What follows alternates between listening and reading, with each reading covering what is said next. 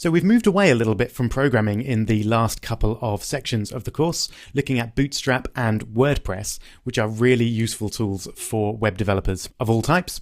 But now we're going to very much go back and start coding once again. And in this section, we're going to be looking at a language called PHP. Before I tell you specifically what PHP is, I want to give you a quick summary of how the various languages that you have learned and are going to learn in this course fit together. So this is how a basic website works.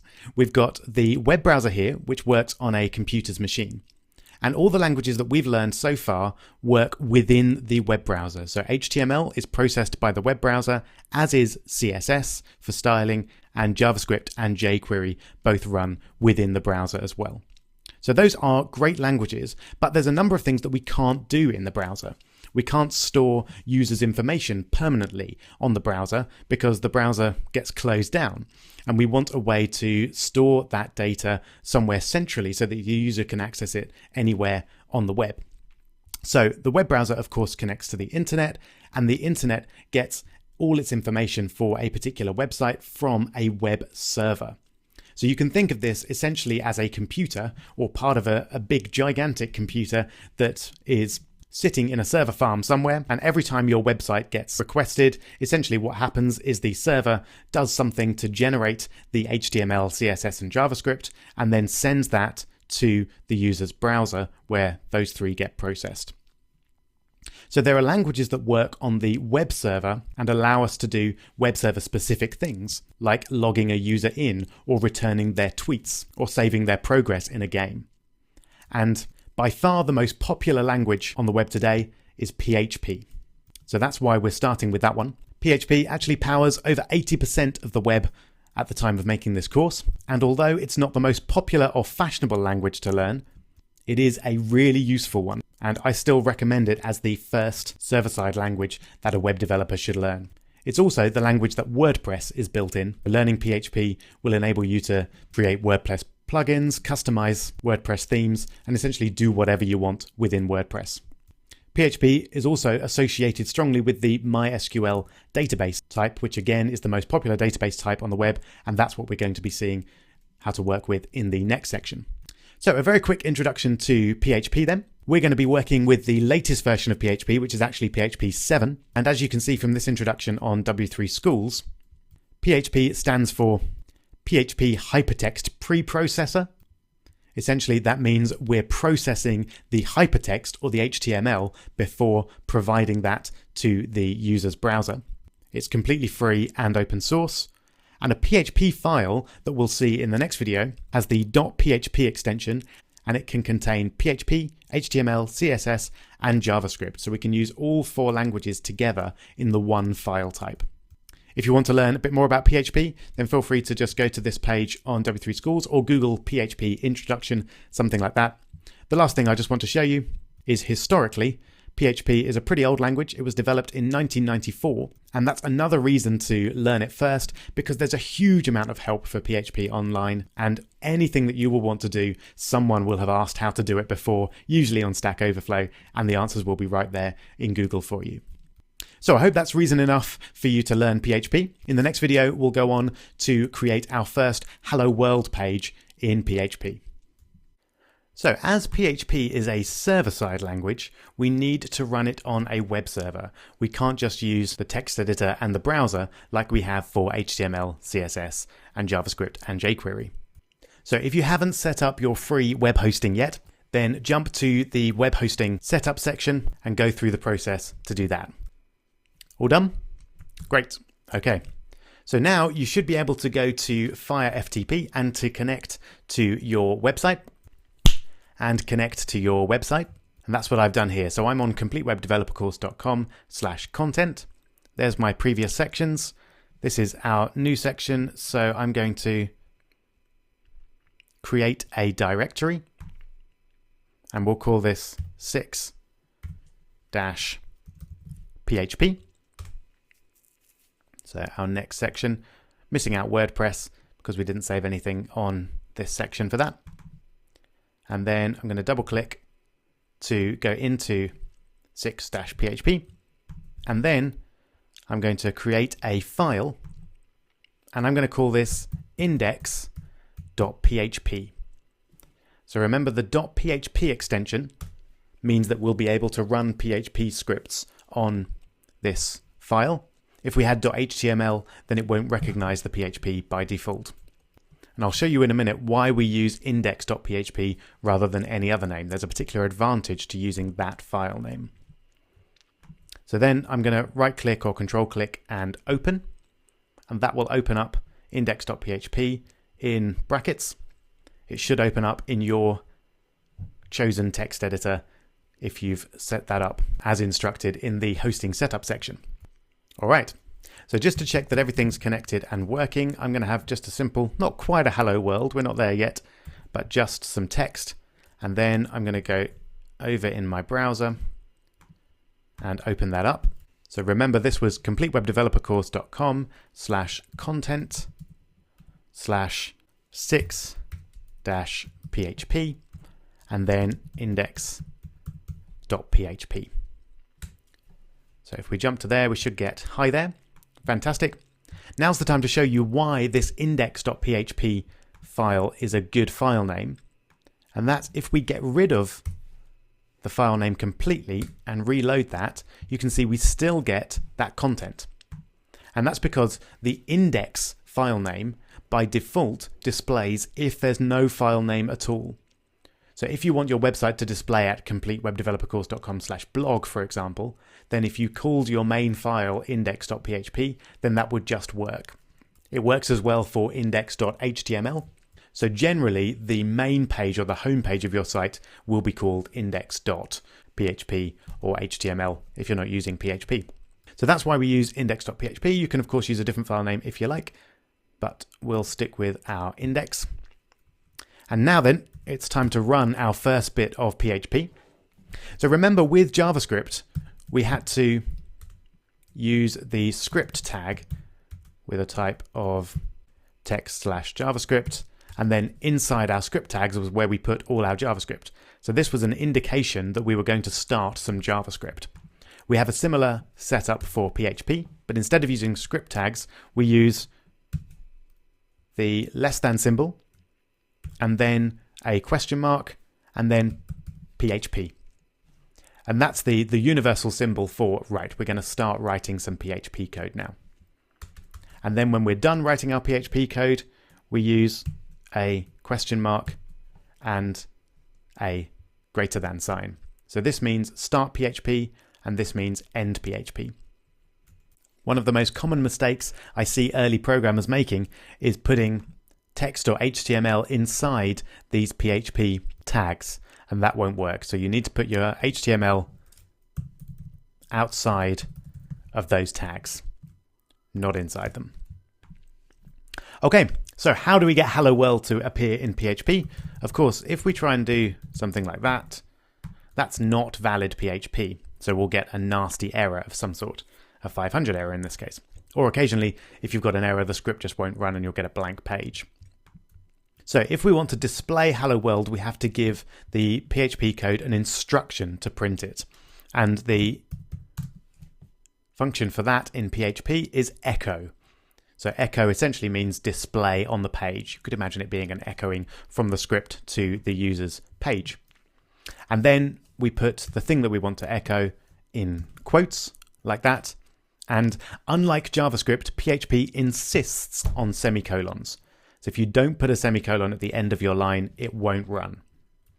So you have to put semicolons. That then is your first line of valid PHP. Let's just have a look. Excellent. There we go.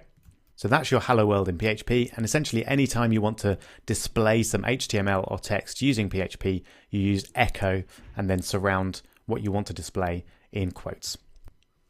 All right, so we're now going to go on and look at the key programming constructs in PHP, starting with variables. But just before we do that, I'm going to show you one very important thing when you're learning PHP, and that's how to display error messages.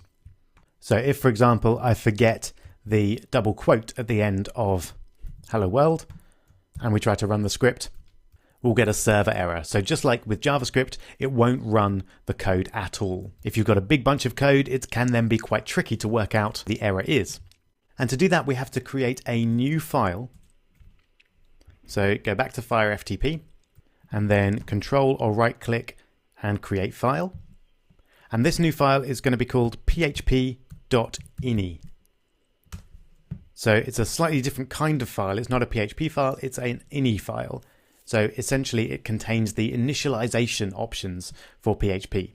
So when PHP runs your script, we can put various options in the php.ini file. And then we open that up in the usual way. And we want to set two variables here. The first one is error_reporting. And we want to set that equal to e_all. And that essentially says we want to report on all types of errors. And we don't put a semicolon at the end of the line here because we're not writing normal PHP, we're writing .ini code, which doesn't require the semicolon. Then the other variable we want to set is display_errors, and we want to set that equal to on. So those two variables combined will allow us to see the errors on our script when we run it. I should say that although it's a very good idea to display errors when you're developing a site, it's a very bad idea to display errors on a site which is being used in production. Because if something goes wrong on your site, hackers might be able to use the error messages to get access to your database or your file system or something secure. So feel free to turn errors on while you're developing, but then remember to turn them off again when your site is done and it's out in the wild. Okay, so we don't need to edit that anymore. So I'm just going to close that down. And then let's put an error into our code and see what happens now. Lovely. So it doesn't look beautiful, but it's definitely better than the 500 error that we had before. And it's actually reasonably precise. We've got a parse error, so the script was unable to be parsed, that is understood by the computer. And we've got a syntax error, unexpected end of file, expected variable, or this or that on line 6.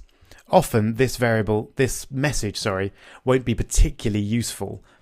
Sometimes it will, but it's really useful is the line number.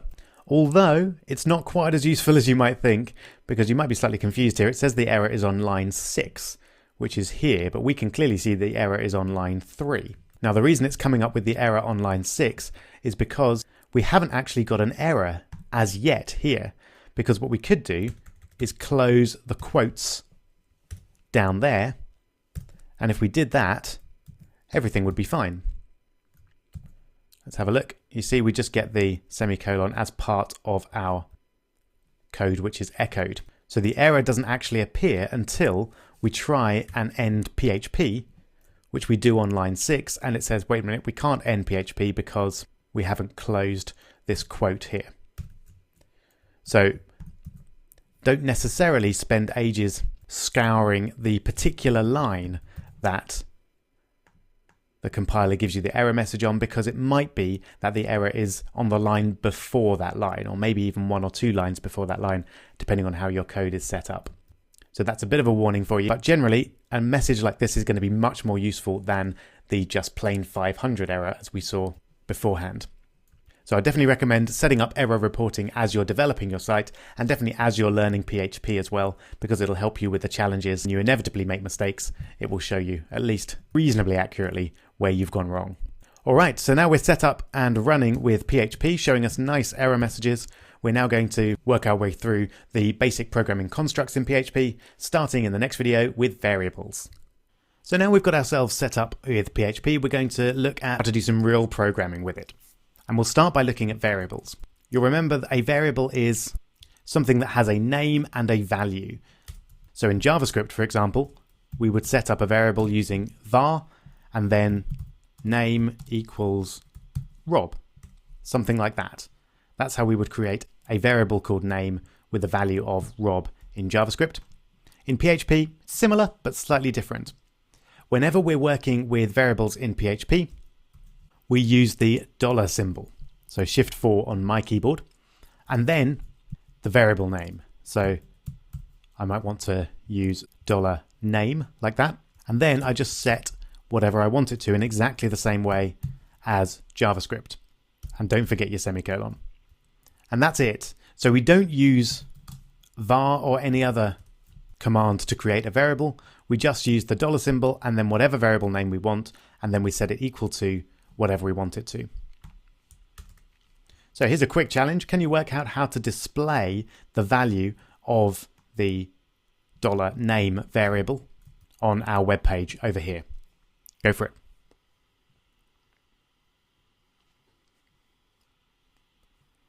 Did you manage that? Hopefully you used some variant of echo, because that's the command that we know for displaying things on the page itself. And then we just use dollar and name, and of course semicolon. And that's it. So let's have a look and see. Yep, that displays Rob.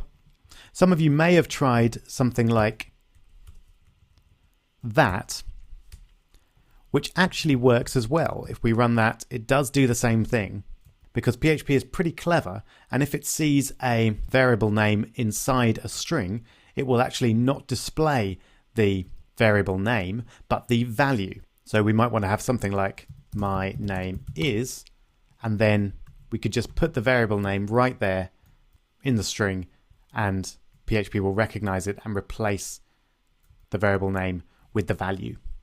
Another way to put strings together is to,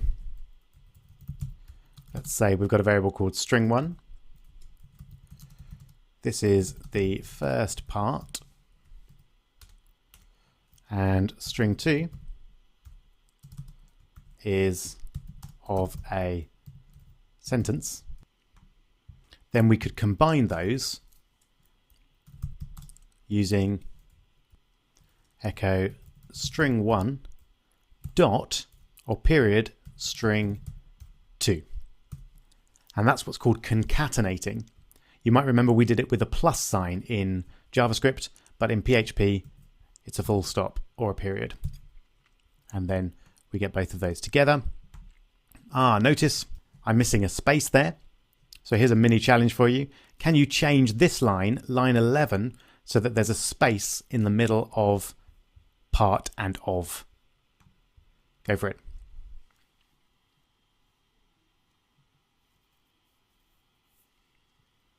Did you manage it?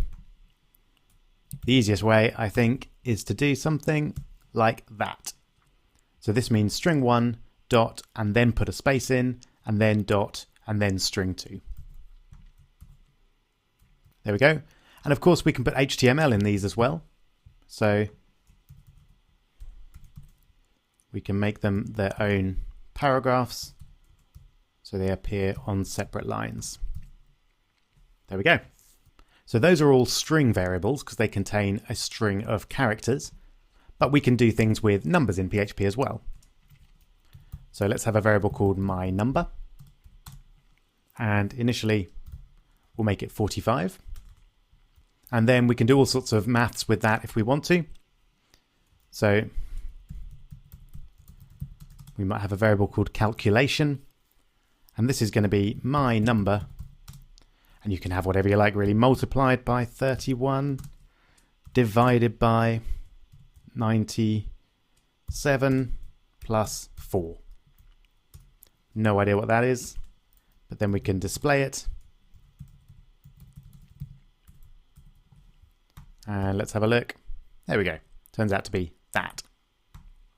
Now, unlike some languages, PHP is very unfussy about the types of its variables. So you'll notice it started off as a whole number, an integer, and then when I did this calculation, it became a decimal, but I didn't have to redefine it or anything like that. Some languages you need to be very careful about the type of your variable. With PHP, you really don't. And we can use this variable in exactly the same way we did the strings. So we might have something like the result of the calculation is, and then we could put dot and then the variable name, and PHP will work on that just fine. All right, almost there. A couple more things I'd like to show you. The first is Boolean variables, which we've seen before in JavaScript, and we can use those in exactly the same way in PHP. So we might have myBool, for example, and we could set that equal to either true or false. And then we might have something like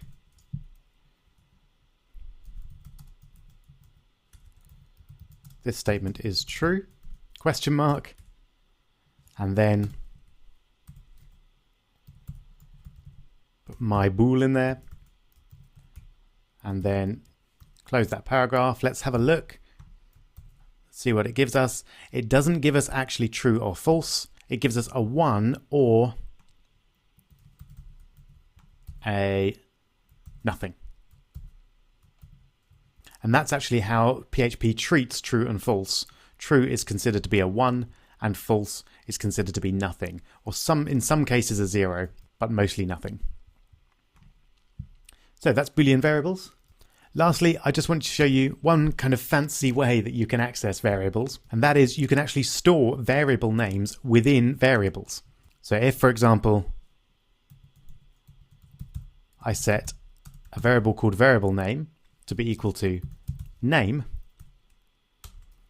I can then echo $$ variable name.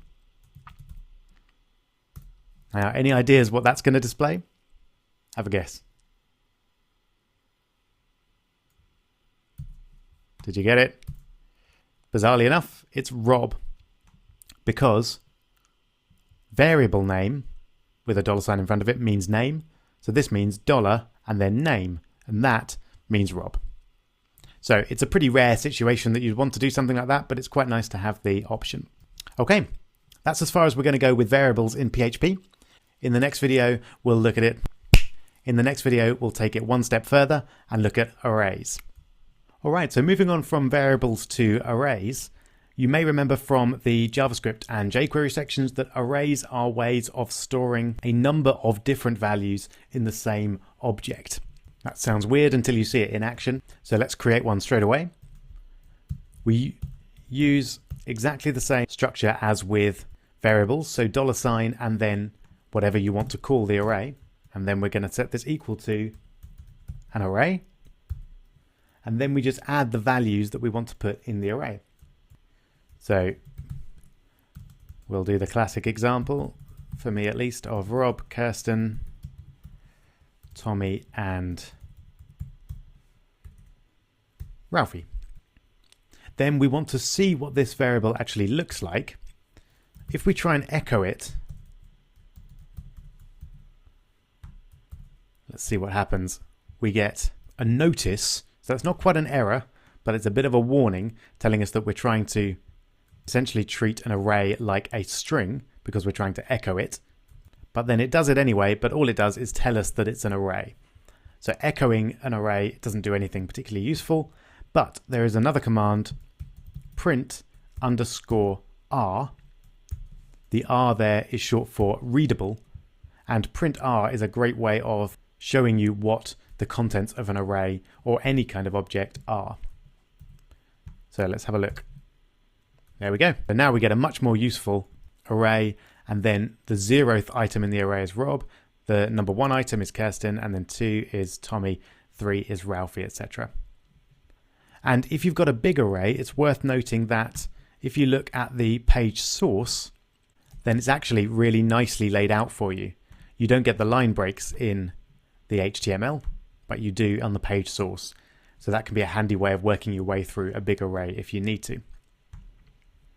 All right, so that's how we create an array.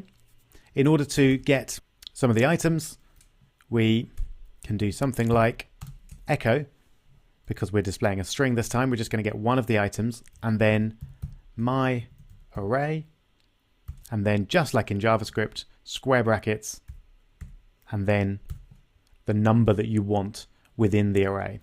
So quick challenge for you. Which of the 4 family members is this going to display? I hope you got it. It is, of course, Kirsten. Some of you may have said, well, it's going to display the first one, and that's Rob. But remember, arrays always start at the 0 index. So to display Rob, I'd need to do my array 0. And then so 0, 1, 2, 3. Of course, if I attempted my array 4, then I wouldn't get any output. I'd also get another notice saying that I'm trying to display an array index which doesn't exist. So let's go back to 3. There we go. Another way to define an array is to just create the values manually. So I could have another array and I could set the 0th item in that to be, say, pizza, if we're doing an array of foods. And then I could set 1 to be yogurt, for example. And then let's have a look. If we display all of that, we get a normal array there. I think I'm just going to put in a couple of line breaks to separate all that out, so it's a bit clearer what's going on. Notice that we don't actually need to have 0 and 1 and then 2 and then 3 there. We could put whatever we liked. So if I wanted to jump for some reason to number 5, which might be coffee, then that works absolutely fine. And that's because PHP arrays are associative, meaning that you can put anything you like in the index column. So I could even go crazy and put a string in there.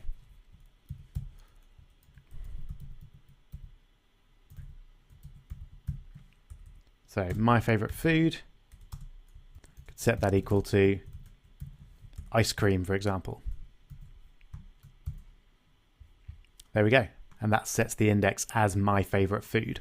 So that can be pretty useful if you've got some information about a user, for example, and you want to store that as an array. You can have name, username, password, whatever, right there. If you want to create an associative array like this, using indexes like my favorite food, and you want to do that straight away like we have here, then you can do that in a similar way as we defined my array up top. So let's create a third array, and we set it up in the same way. It's going to be an array, but we first put the index. So let's say we want a collection of languages here. So the index might be France, and then we use equals and greater than to create a sort of arrow, and then put the language. So that would mean that the index of France would give us French, and similarly for have USA is English, and Germany, German. Don't forget the quotes. There we go. Let's just have a look at that.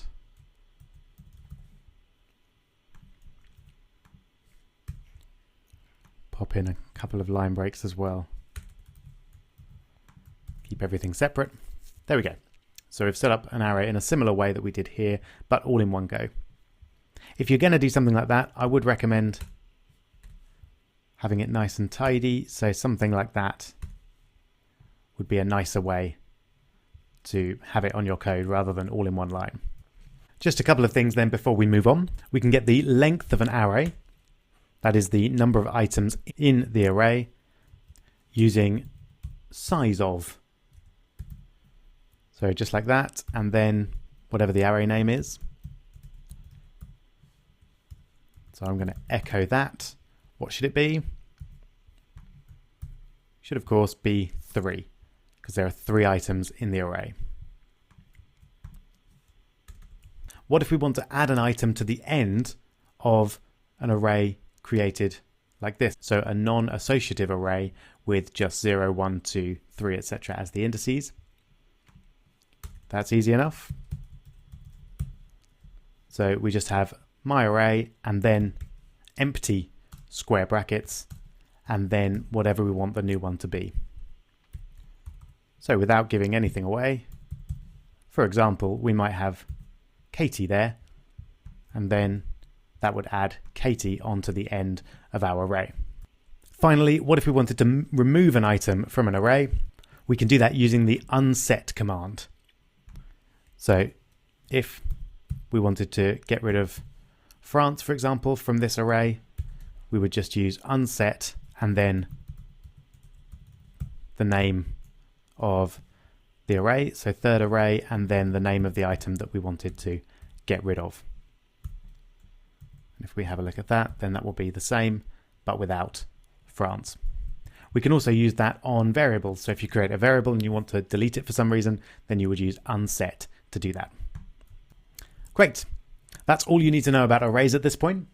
In the next video, we're going to move on from variables and arrays and look at things which affect the flow of our code, specifically.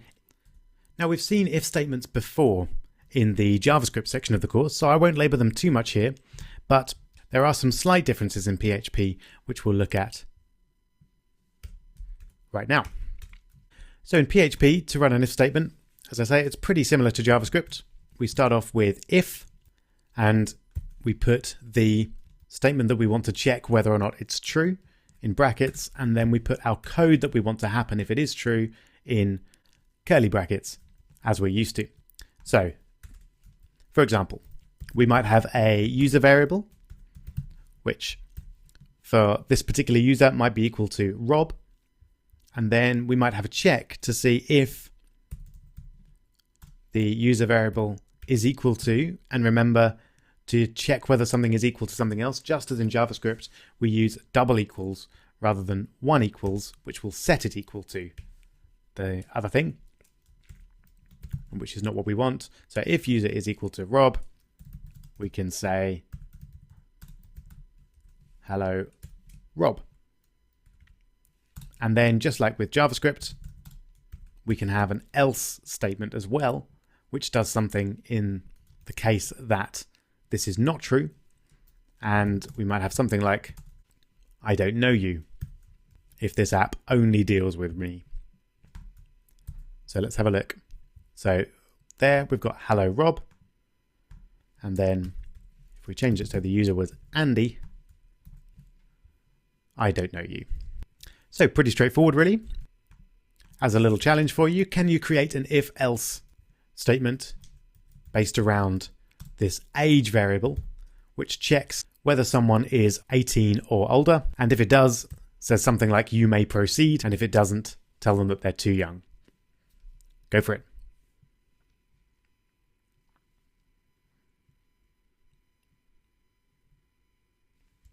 All right, let's see how I hope you did it. So we're checking to see if the user is older or equal to 18. So I would use something like that. We could also have older than 17, but I think older or equal to 18 makes it clearer what's going on here. And then if that's the case, we'll display you may proceed. If it's not, we'll say you are too young. Sorry. And we'll just put in a couple of line breaks as well. Separate things out. Oop, and I've made a mistake. But my error message makes it very clear what's going on. I've just forgotten my semicolon there. Not to worry. So excellent. With an age of 25, you may proceed. With an age of 16, you are too young. Like with JavaScript, we can compare two things at once, and we use the same symbols for that. So if we want to check for the user being Rob and the age being greater than 18, we use double ampersand and then user equals Rob. So obviously at the moment that won't work because neither of those are true. If I make one of them true, then that's still no good. For both of them to be true, that gets us in. We can also have an OR operator, which again, just with JavaScript and a number of other programming languages, is a double pipe, which for me is a shift and backslash character.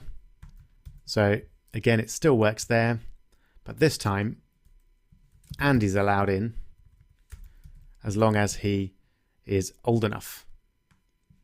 But if neither of those are true, then we can't get in. And that's about it. If statements are hugely powerful, and we'll be using them throughout our programming as we're making more advanced web apps. But the basics of how they work are pretty simple.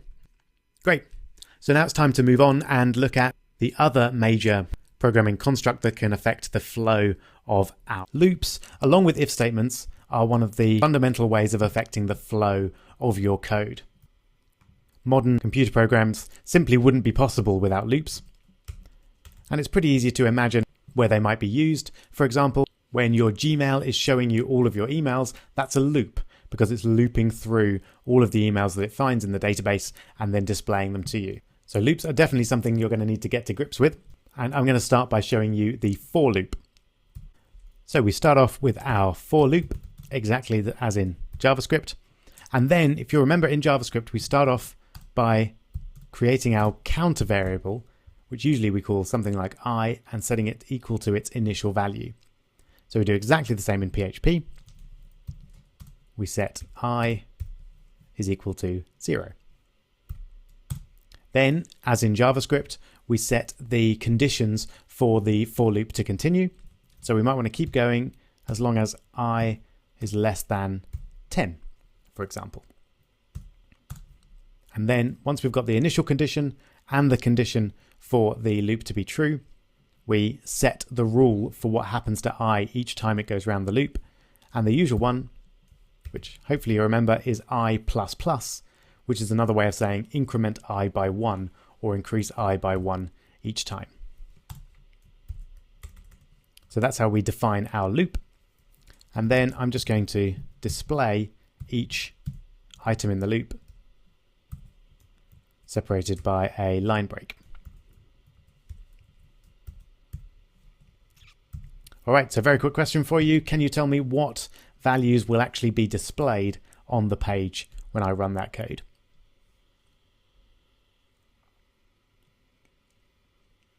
Did you get it? Let's take a look. So starting with 0, of course, and then increasing by 1 each time, and we don't get the 10. That was maybe the slightly trick part of the question, because this keeps going as long as it's less than 10. If we wanted to include 10, then we would have to change that to less than or equal to. All right, another quick challenge. Can you change this so that we get all the even numbers from 2 to 30 inclusive? So all the even numbers from 2 to 30 inclusive. Go for it.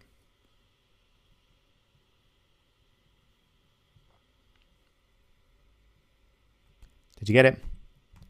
We just need to start at 2, keep going as long as I is less than or equal to 30, and then increase I by 2 every time. And the command for that is that. So I equals I plus 2.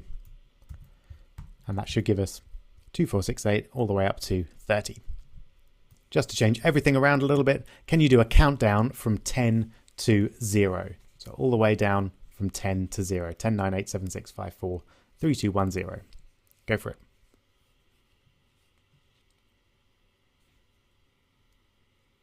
Okay. Let's hope you got there. So we want to start at 10. We want to keep going as long as I is greater than or equal to 0. And then we want to decrease 1 by I every time. And we can actually do that using I minus minus. All right, let's have a look. 10, 9, 8, 7, 6, 5, 4, 3, 2, 1, 0. Great. Okay, so one of the most useful uses of for loops is looping through arrays. And that's the couple of examples that I gave you were looping through tweets or emails. They would likely be stored as arrays on the server which was providing them to you. And we can use for loops to do that. So let's set up our good old family array. Can't go wrong. Rob, Kirsten, Tommy, and Ralphie. And in fact, I'll set this as a little challenge. So can you set up a for loop just like this, which displays each of the values of family in turn? Go for it.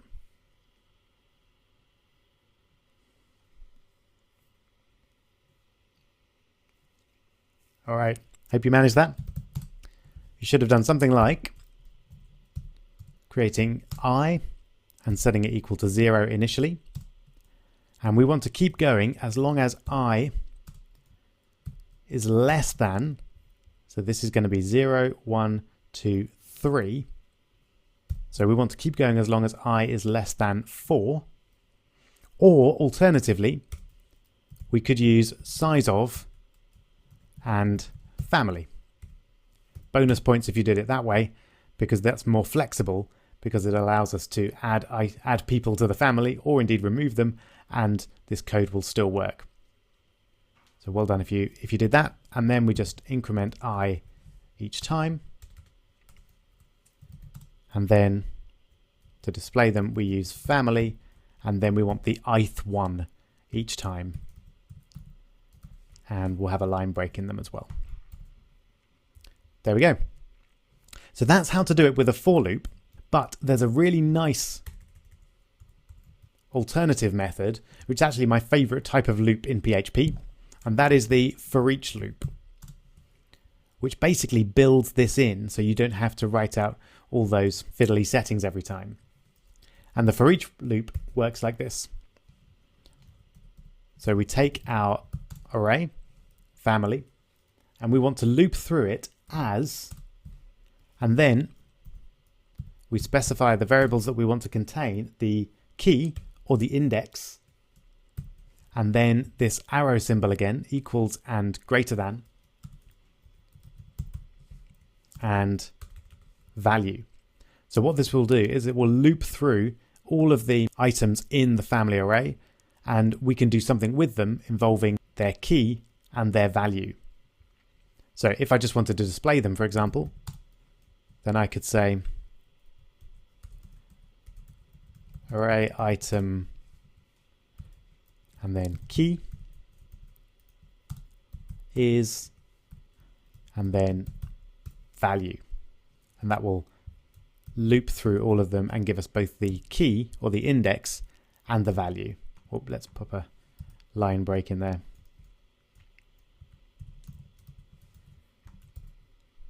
There we go. So array item 0 is Rob, array item 1 is Kirsten, etc. And that's not only a great way to display the items in an array, you can also use it to amend them or change them in some way. So if I wanted to pop the surname onto each of these, in fact, see if you can work out how to do that. Can you add Percival to the end of each of these names in one line within this for each loop? Go for it.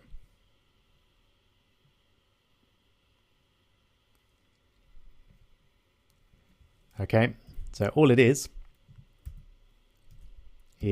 we'd find family and key, and this will get the one that we're working with at the moment, and we want to set that equal to value, and then we append to that Percival. And that's it. So that will get the value as it was and append Percival to it, and then save that to the array itself. Let's have a look. Great.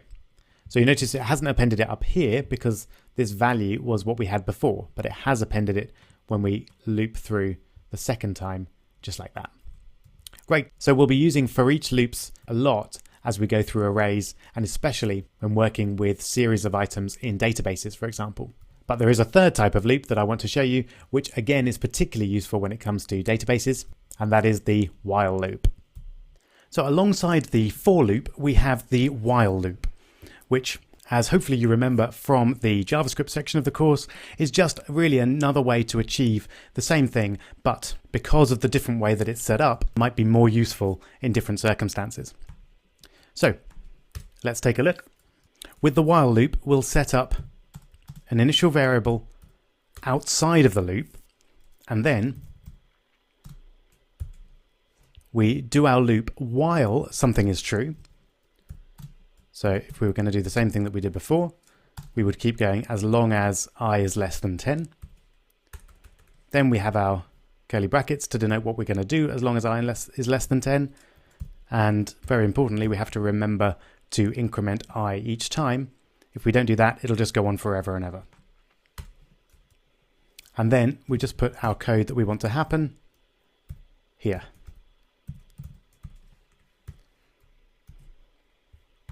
There we go. Let's have a look. So that does exactly the same thing as we did before.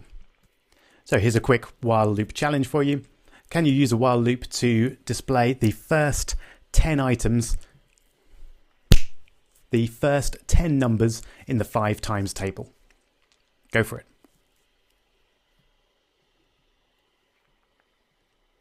Okay, did you manage it? So the first item in the 5 times table is 5. And we want to keep going as long as I is less than or equal to the 10th item, which is 50. And instead of adding 1 to I each time, we're going to add I. We're going to set I to I plus 5. There we go. Let's have a look. That should do it. Fantastic. You may have done it another way as well. If we actually, I will just use undo to go back to what we had before. We could actually use that code, but set the initial I value to 1. We want the first 10 items in the ith times table. But then if we don't display I, instead we calculate, say, a j, which is I multiplied by 5. And then we just display that. And that should give us the exact same thing. There we go. So well done if you solved it that way as well. That's a good solution. All right, second challenge then. Can you create an array, any 4 items you like, but you know what I'm going to choose, and then use a while loop to display each of the values in that array? If you can figure out how to do it. Good luck.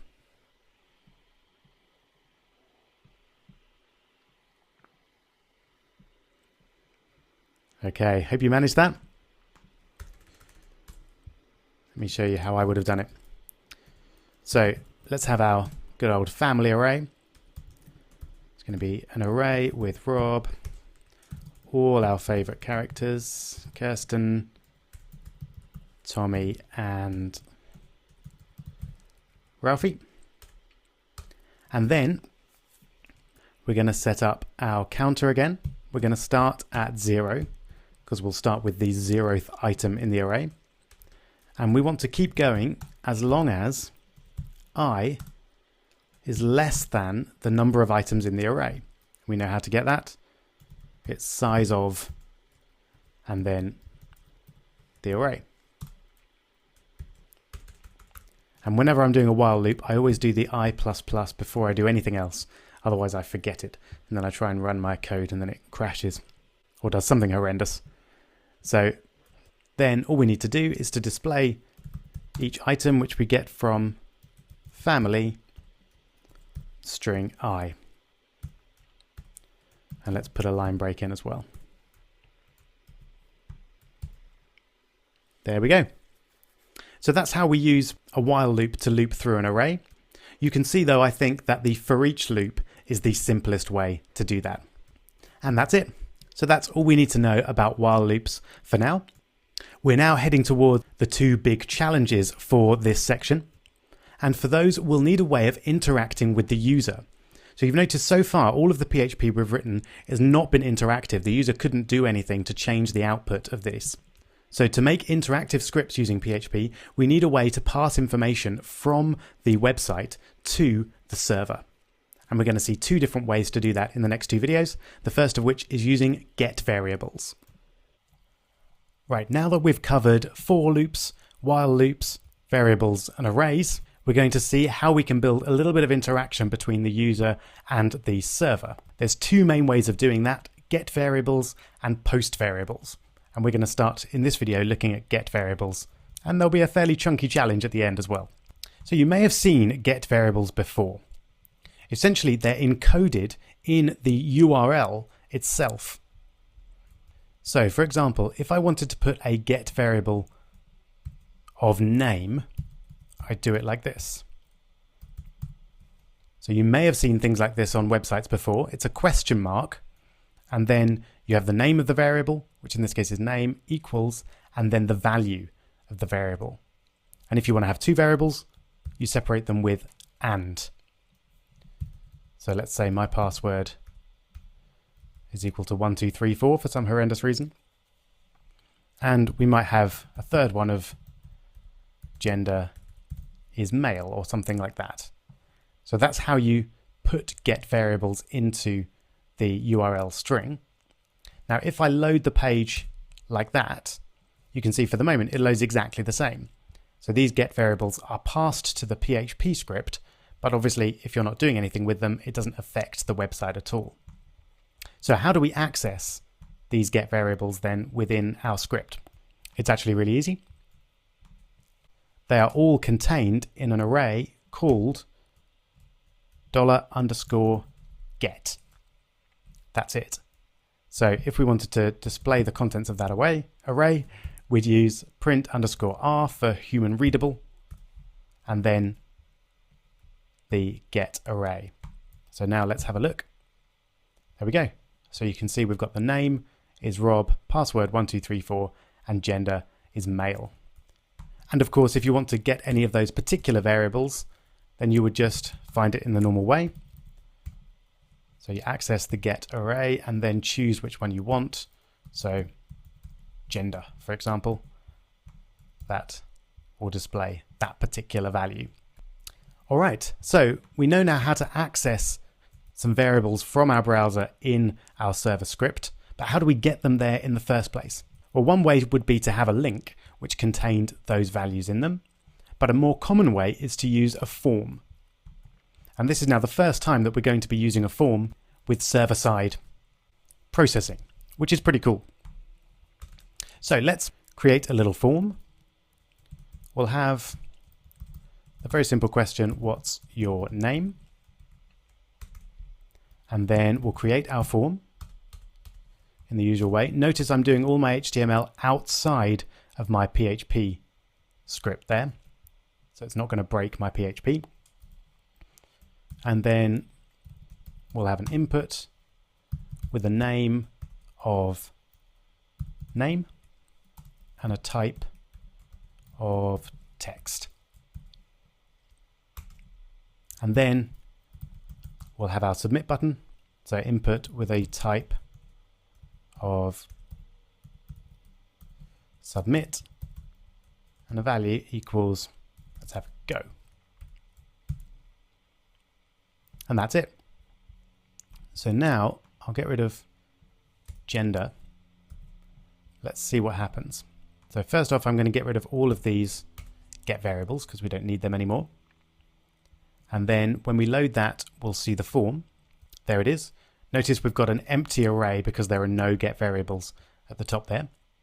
But if I now put Rob into the form and click go, you can see that that is put immediately at the top there.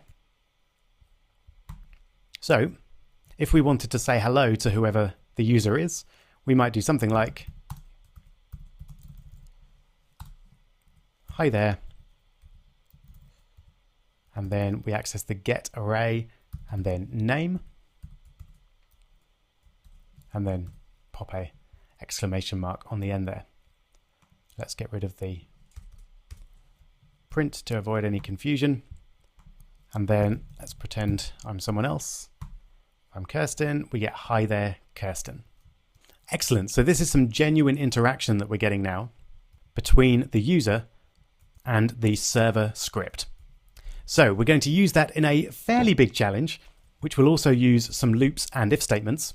And we're going to make a very simple page called Is It Prime? Now, if you've done one of my app development courses, you will have done this before, so it should be pretty straightforward, but you won't have done it in PHP before. So first off, a prime number, if you don't remember from school, is a number that has no factors other than 1 and itself. So for example, 5 is prime because no number goes into it other than 1 and 5. 6 is not prime because 2 and 3 go into it.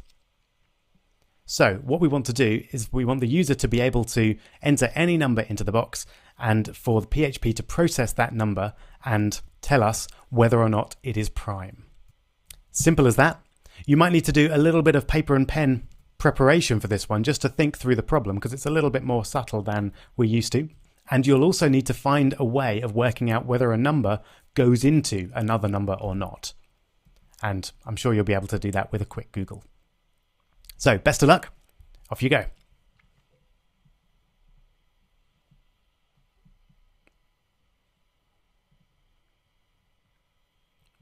All right.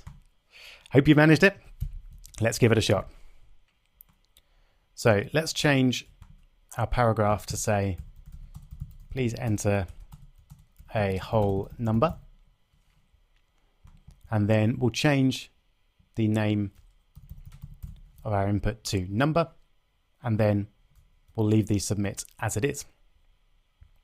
And just to check that everything's connected up right, let's display the get array.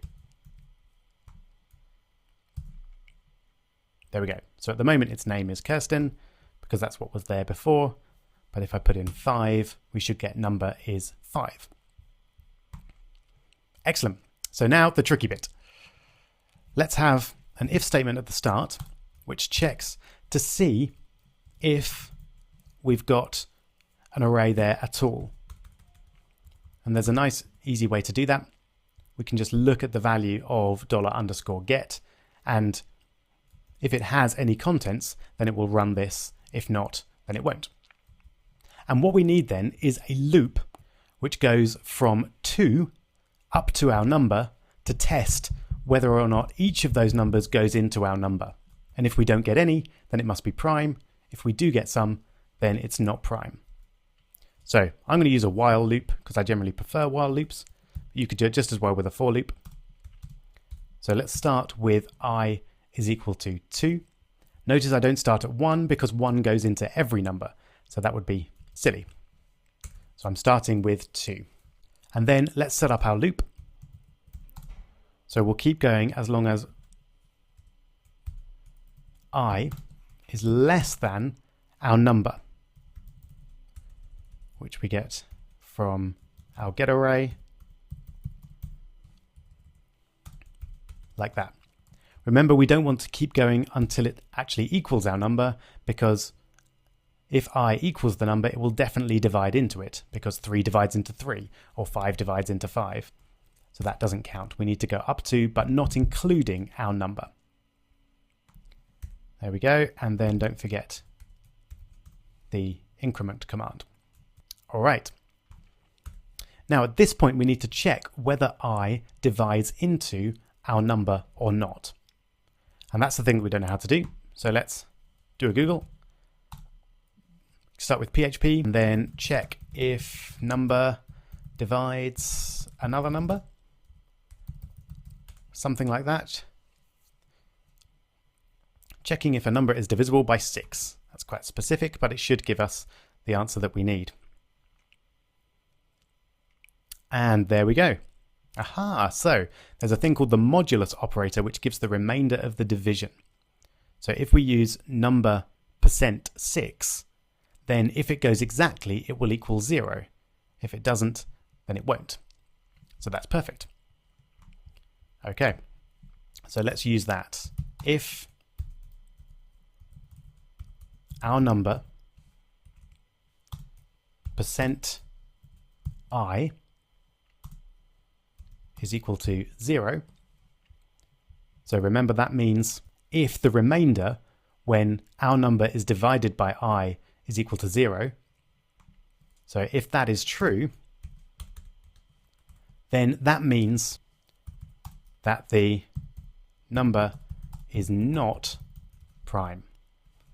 And notice the double slash there. It's exactly the same as JavaScript. That's our way of leaving a comment in our code. So it's not prime because the remainder when we divide it by I is 0. So it must go exactly.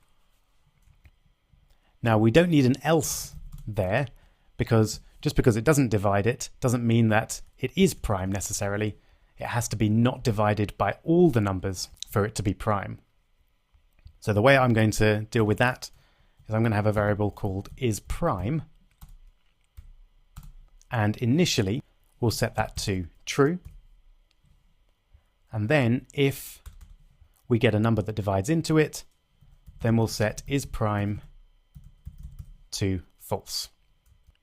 There we go. So I hope that makes sense. Feel free to go back and listen to that explanation again if you weren't entirely clear, because it's quite subtle. But essentially, we're going from 2 all the way up to 1 less than our number, and we're checking whether each of those numbers divides into our number, and if they do, then we're setting isPrime to false. All right, so once we've done that, isPrime will either be true or false. So we can check to see if isPrime, and we could do that, check whether it's equal to true, but it's slightly more elegant to just look at isPrime. Because isPrime is a Boolean, it's either true or false itself anyway. So we don't need to check whether it's equal to true explicitly. Then we'll say, put a paragraph tag, and I is a prime number.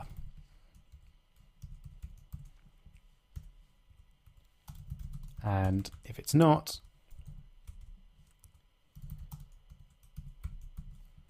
we'll say it's not prime.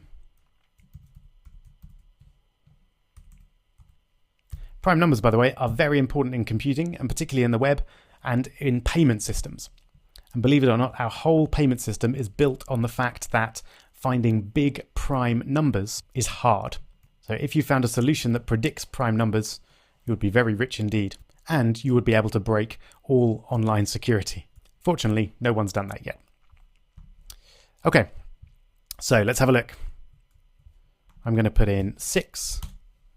Let's see what it says. 6 is not prime. That's promising. 9. 9 is not prime. Excellent. What about 7? 7 is a prime number. Hurrah! So it looks like it's working correctly. Brilliant. Now, what if I'm a bit cheeky and I put in 1 like that? Aha, interesting. So we've got a bit of a bug there. If we don't put in a nice positive integer, then we get this strange effect that 2 is a prime number. So why is it doing that? Well, remember, we're initially setting I equal to 2, and then we're keeping going as long as I is less than the number. But if we check that I is less than, and then a string ONE, then that's never going to be true. So it doesn't do this at all, and it just avoids this loop completely, and I is 2 down here, and isPrime is true. So we end up with 2 is a prime number, which may be true, but it's not quite what the user was asking. So let's do a check to see first off that the user enters a number. And that's something that we don't know how to do. So let's check PHP, check if string is numeric. Here we go. Find out whether a number or a variable is a number or numeric. And for once, we're not on Stack Overflow, actually, although this site's fairly slow to load, so I might see if Stack Overflow is faster. This is php.net, which is a really handy site. We'll come back to it, and it shows you the kind of official definitions of each function within PHP, but it's a little bit slower than Stack Overflow today. So we've got ctype underscore digit. It's a little bit of a vague answer, that one. This one looks closer to what we want. So if is underscore numeric value, and we're actually checking to see whether it's positive, and we're even on this answer checking to see if it's a whole number. And we're doing that by checking whether the value is equal to the value when it's rounded to 0 decimal places. So actually, that's a lot more than I wanted to check. But it will certainly suffice for us. So let's pop that in there. So we want to replace value with get number. So we're checking first off if number is numeric. Then we're checking that number is positive. And then we're checking if the number is a whole number. Okay. So those should be more or less all the checks that we need. Just back to php.net now that it's loaded. This is a really handy site. I particularly like the examples here. They make it really clear how each function works. Okay, so back to us. If we now save that and do our search for 1 again. Okay, so it's done the check and it hasn't returned anything. So that's good. We've not got a mistake here, although I realize I've misspelled number there. But it will be good to give an error message. So as a final little addition or tweak to make our code a little bit nicer, I'm going to add an else. And within my else, I'm going to check to see if they've submitted anything. So if we get to here, that means user has submitted something which is not a positive whole number. So at this point we should say, please enter a positive whole number. And that's just a bit more elegant than not giving a message at all, except I've forgotten to do something. Yep. Semicolon. There we go. So now we've got a nice error. Please enter a positive whole number. And if we did that with 76.234 as well, we should get the same message. But if we go back to a whole number, it will tell us whether it's prime or not. Brilliant. So that was a fairly tricky programming challenge. As always, I hope you managed to do at least part of it yourself. And now we're experts with one way to communicate between the user and the server, that is get variables. We're then going to look in the next video at post variables, which is actually a more powerful way to communicate between the user and a server.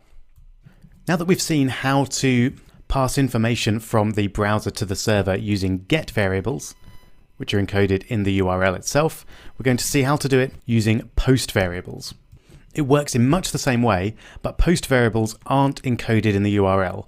So that makes them a little bit more secure, a bit more elegant, and you don't have to worry so much about the content of the variable. For example, if a variable has an and symbol in it, then that can be problematic with the get string, but it won't with post. So let's see how post variables work. I'm going to keep our form from the previous video.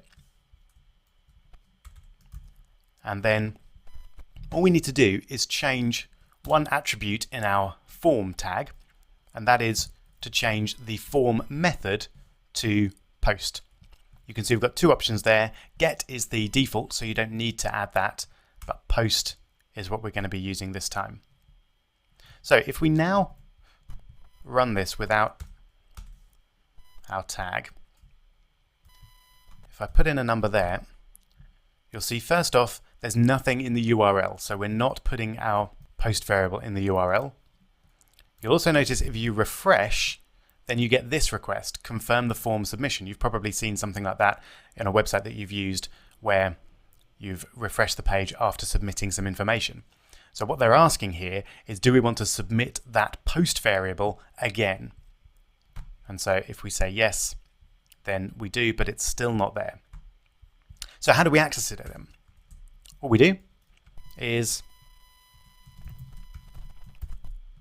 exactly the same as with the get variable, but we use $_post instead of $_get. So let's have a look, refresh, submit the form again, and you can see we've got the variable in exactly the same way. And that's pretty much all there is to it. Everything else works in exactly the same way as with get variables. So to get these into your head, as well as practice PHP arrays, loops, and if statements, I've got a little challenge for you. And that is, I'd like you to create a slightly expanded version of the script that we created a couple of videos ago, where the user enters their name and the computer checks to see if they know them. And if they do, then they say hello. If they don't, they say, I don't know you. So this time I want an array of usernames. You can have as many as you like. 3 or 4 is probably a good idea. And then I'd like the user to enter their name in a simple form like this, post it with a post variable, and then the code should check against the array of username. If it's on there, say hello. If it's not, then say I don't know you. Pretty simple, but it should give you a good opportunity to use pretty much everything that we've learned in this section so far. Go for it.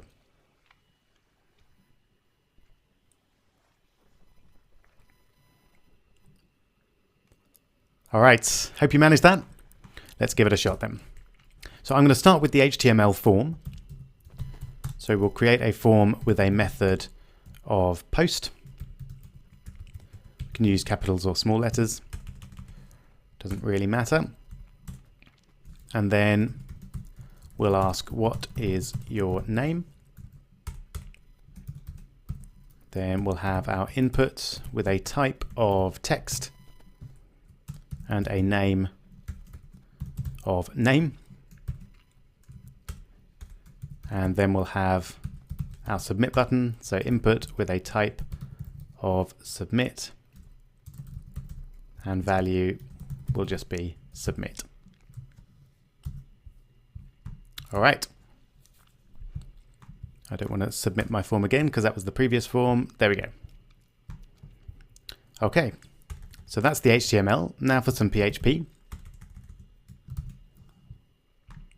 So first of all, we'll check if there is a post variable at all. Because if there isn't, we don't want to do all of this and check it against the array, etc. But if there is, then we do want to check it. So let's create our array. You can imagine what my one's going to be. I'm very unoriginal. So we'll have Rob, Kirsten, Tommy, and Ralphie. So what we want to do is take the name variable that was passed to the post array and check it against each of these names. So a number of ways to do that, but my favorite way, as I've mentioned, to loop through an array is using a for each loop. So we use for each, and we want family as, and before we had key, arrow, value. If we do that, that's absolutely fine, but we don't actually care about the key this time because I only care about the values. So as a slight shortcut, we can just do family as value, and then that will ignore the keys and just give us the values, which is fine because the value is all we care about here anyway. And then what we want to do is check to see if the value is equal to, remember double equals for a checking, and post name. Name is the name of the variable. And here I'm going to use a similar solution to what we did in the isItPrime script in the previous video, that I'm going to set isKnown to be initially false, and then if the value is equal to the name, then we'll update isKnown to be true. All looking good so far. And then when we've gone through that loop, which is here, then we just check to see if isKnown, then we can echo hi there, and then the name.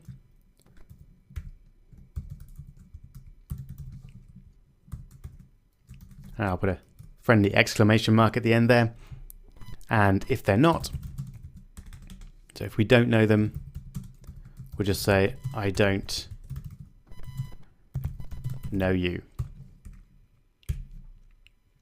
All right, so pretty straightforward, but it does use loops, if statements, post variables and arrays, and variables indeed. So let's take a look, just make sure it all works. So if I put Rob in there, hey, that's looking good. If I put Sarah, then we get I don't know you. And just to check, Ralphie is known. Wonderful. So I hope you managed to do that. It wasn't too tricky. In the next video, we're going to look at a very common function for PHP scripts, and that is sending email. And that's in preparation for our mini project of creating a contact form. See you then. So because PHP is a server-side language, it can do anything a server can do. And that is quite a bit more than what you can do with, say, JavaScript or jQuery. And one of the really useful features of PHP is it allows you to send email. So this is very useful for something like a contact form, because you can code up the form to send you an email when someone posts a contact request. So I'm going to show you the simplest way to do it, and then give you a number of reasons why you might not want to do it completely that way, and give you a few more complicated, slightly better alternatives. So the simplest way to send mail with PHP is using the mail function. And all we have to do is pass the email address, the subject, the body, and any other information for the email to that function, and the email will get sent. So let's set up all those variables. We might want to start with email2. So that could be rob@codestars.com.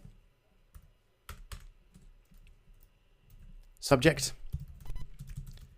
something like, I hope this works. Then the body of the email, something friendly, I think you're great. And then the most complicated bit is we set the headers, which is a way of setting the kind of options for the email. And the only really important one there is the from header. So we enter it as from, and then a colon, and then whoever the sender email address we want to be. So we might have, if I'm sending it to myself, rob@robpercival.co.uk. All right, so that's all the information that we need. Then we just use mail, and then we pass the various variables to it. So we start with email2, then subject, then body, and then headers. And that's it. It's as simple as that. It's often very useful for us to know whether this has been successful though. And this in itself actually returns either a 1 or a 0 depending on whether or not it's been successful. So we can actually put an if statement around it directly like that, and then if it's successful, this if statement will return true because it will be a 1, and if it's not, then it'll be a 0, so the if statement will return false. So we could do something like, if it was successful, the email was sent successfully, and otherwise we'll say the email could not be sent. All right, so let's just try that out and see what we get. Oh, we don't need to resubmit that form, we can just reload the page. Great, the email was sent successfully. And if we did something like forgot to include the email to, then we'd see the email could not be sent. Great, so that's the basic way of sending a mail using PHP. What are the downsides of using this method then? Well, the main one is spam. So because I can choose any email address I like as my from email address, you can imagine spammers are very excited about this. So they like to send emails from various banks or from Twitter asking you to reset your password or something like that. And they can, in theory, with this script, do that very simply. Because of that though, email clients or providers like Gmail and Yahoo have become very sophisticated about what they will consider spam. So even though this email was supposedly sent successfully, that doesn't mean that it will be received by the user. So if you really want to get into this, you might want to start with something like send PHP email without it going to spam, and you'll see a huge amount of advice here. So if we have a quick look at this one, avoiding spam filters. So that's your basic mail. So one way of doing it is to put more detail in the headers. We've got MIME types and all sorts of more information there. Another thing is to not try and send email from anywhere other than the domain that you're running the script on. So this would probably fail because I'm running the script on completewebdevelopercourse.com, but I'm saying that the email is from rob@robpercival.co.uk.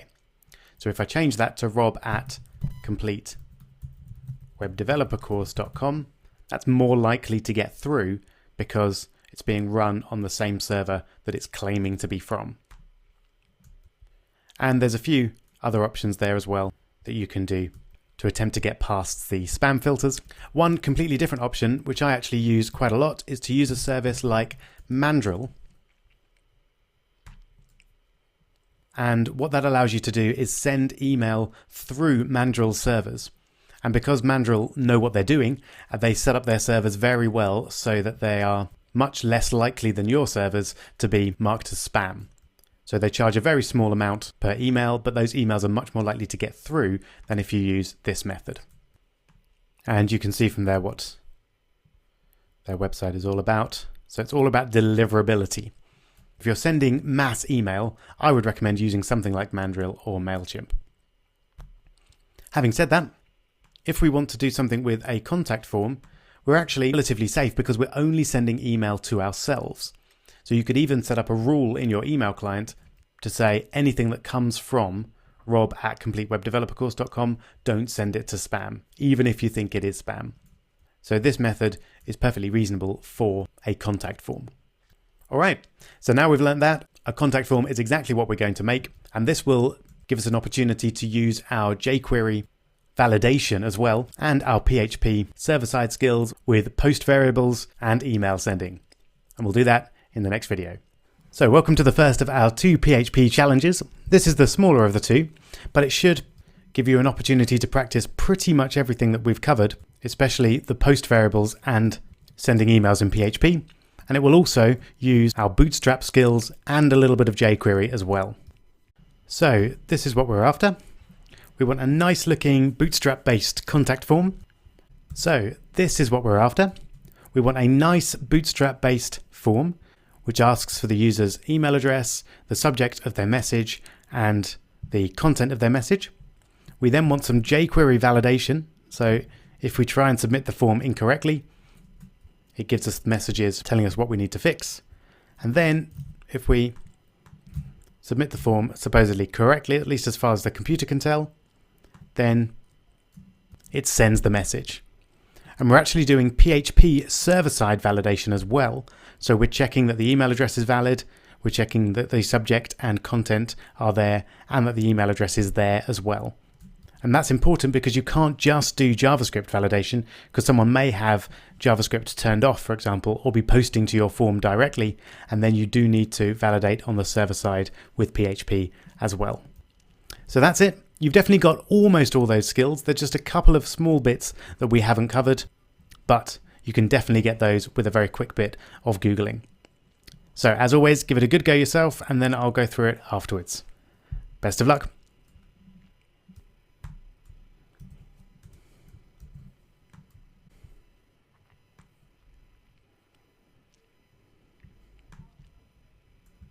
All right, I hope that went well. I'm going to start by getting our Bootstrap template, which I'm going to find by searching for Bootstrap 4. And that takes me to this page. It may well take you to a different page if Bootstrap is in a later version by the time you're watching this course. And then I'm going to click Download Bootstrap and Introduction. And then find the starter template. There we go.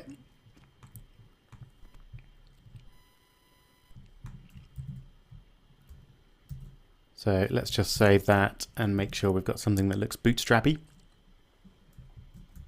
There it is. Wonderful. So let's pop that into a container div.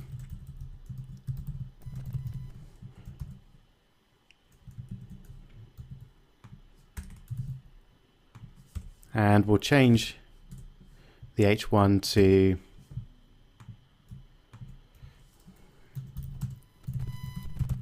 get in touch. Wonderful. Now we're going to want a Bootstrap form. So I'm going to go back over to Bootstrap and find the form which is under components. And there we go. And we'll copy and paste the code of the most similar form that we're after. In fact, that top one should work just fine. And there's no shame in copying and pasting. In fact, you're less likely to make mistakes or forget things if you copy and paste from templates. So as long as you remember to update all of the code to what you need, that's absolutely fine. All right, let's see. So there's our very nice looking form, rather more than we need. So let's start customizing it. So we're going to keep this form pretty simple. We're going to need an email address, a subject line, and then a text area for them to put the main content of what they want to get in touch about. So I'm going to keep the email address and the password, which will become our subject line. And then we'll get rid of the selects and everything up to the text area. We'll keep the text area. And then we'll get rid of everything else all the way down to the submit button. So let's have a look at that. Should be a bit more manageable. Excellent. That looks great. So that first one, I want to get rid of all of the examples. So I'm just going to call this email. And we'll leave that as it is. ID is going to be email. And I'm just going to change that to enter your email address. We'll leave the "we'll never share your email with anyone else." That's generally a good idea to say that. And then I'll change password to subject. And this is going to be subject. And the type now is just text with an ID of subject. And I think we won't have a placeholder for that one. Let's have a look. Excellent. And for the label for the text area, we'll have something like, "What would you like to ask us?" Something like that. And I'll call that content. And 3 rows is fine. There we go. So that's all looking good. Now let's add a little bit of validation. So on the JavaScript side, the email address will already be validated. That's taken care of within Bootstrap. But we want to insist upon the subject and the content fields to be filled in.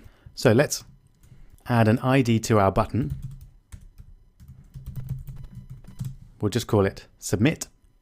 And then we want to run some jQuery when the button is clicked. So I'll add that down here underneath the Bootstrap and jQuery. So we'll have a script with a type of text/JavaScript. So at the moment when we click the submit button, it of course submits the form. And we want to stop that happening so that we can do our validation and then submit the form manually if it passes the validation. So we haven't done that before, so let's do a quick Google. Something like stop form submitting jQuery. Okay, so we could look at the submit API documentation. I think this second route is going to be quicker though. Stop form submitting using jQuery. Okay, let's have a look. Aha! So what we've got here, it's selecting the form and then it's doing something on submit, and then we've got this function e.preventDefault, which stops it from submitting the form. So that looks like it's perfect from our point of view. So let's just add in the close parentheses there. And then let's take a look. If we now submit, you can see it's not refreshing the page. Brilliant. So now let's do our validation. And we'll do that in just the same way that we did before. So we'll set the error string initially to an empty string, and then we'll check for the values of the subject and content fields. And if they're empty, then we'll add to the error string. So if subject field, so that's dollar and then subject, so that gets the subject field. We want to get the value of the subject field, and we want to check to see if that's equal to an empty string, i.e. if it's empty. And if it is, we want to append to the error string. So we can do that with either error plus equals or error equals error plus and then something. But plus equals is a little bit neater, so we'll go for that one. And we'll have something like the subject field is required. And then I'll do the same for content in a moment, but I want to check that it's all working properly first. So let's add an empty error div, which is where we're going to contain our error. And then we'll select that, just like that. And then we want to set the HTML of the error div to error. There we go. Okay, so let's just check, see if that works. Excellent. Subject field is required. And if there is a subject, then that becomes empty. Brilliant. So let's just copy and paste all of that, because it's very similar for the content div. So we just change subject to content. And then we'll just change the error message as well to the content field is required. Okay, let's have a look. Excellent. Okay, now that's nice, but I think we could make it even nicer by using the Bootstrap alerts. So let's go back to Bootstrap and find those alerts in the documentation and components. And there we go. There are the alerts. So it's perfect for this sort of thing. I think a danger alert, that red one at the bottom there, would be perfect for us.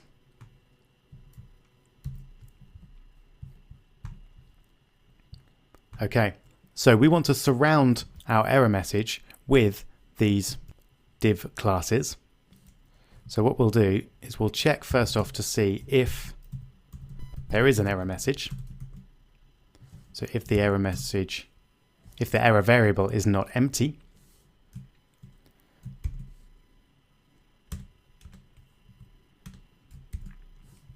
then we don't just want to set the HTML to error, we want to set the HTML to a string with the error message in the middle. So first off, there's our string. Now one issue we might have here is that it's going over several lines, which is not great for JavaScript because that will think that it's the end of the command. And secondly, you'll notice I've used single quotes to define our div text, and that's because there are double quotes inside the div itself. So if I try and use double quotes, then you will see that it expects this to be the end of the string, which of course it's not. The other option there is to use backslash, as we have seen earlier on in the course, and that is a way of saying that we actually want to include this double quote in our string. It's not the end of the string. But I think it's simpler to just use single quotes around the edge and then double quotes in the middle. Okay. So now let's add some text to this. We can say there were errors, either 1 or 2, in your form, and then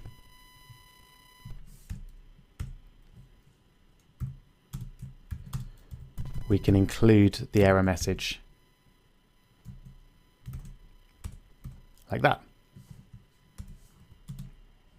There we go. So we've now got the alert div content, which should make it look a bit prettier. Let's have a look. So here we go. So if I put nothing in, there we go. So that's a much clearer and prettier way of showing the user's error messages. I think one thing I might alter slightly is just the layout there, because I don't like that these are too separated. So I think what I'll try is putting the strong error message inside paragraph tags, and then just using BR to separate these two.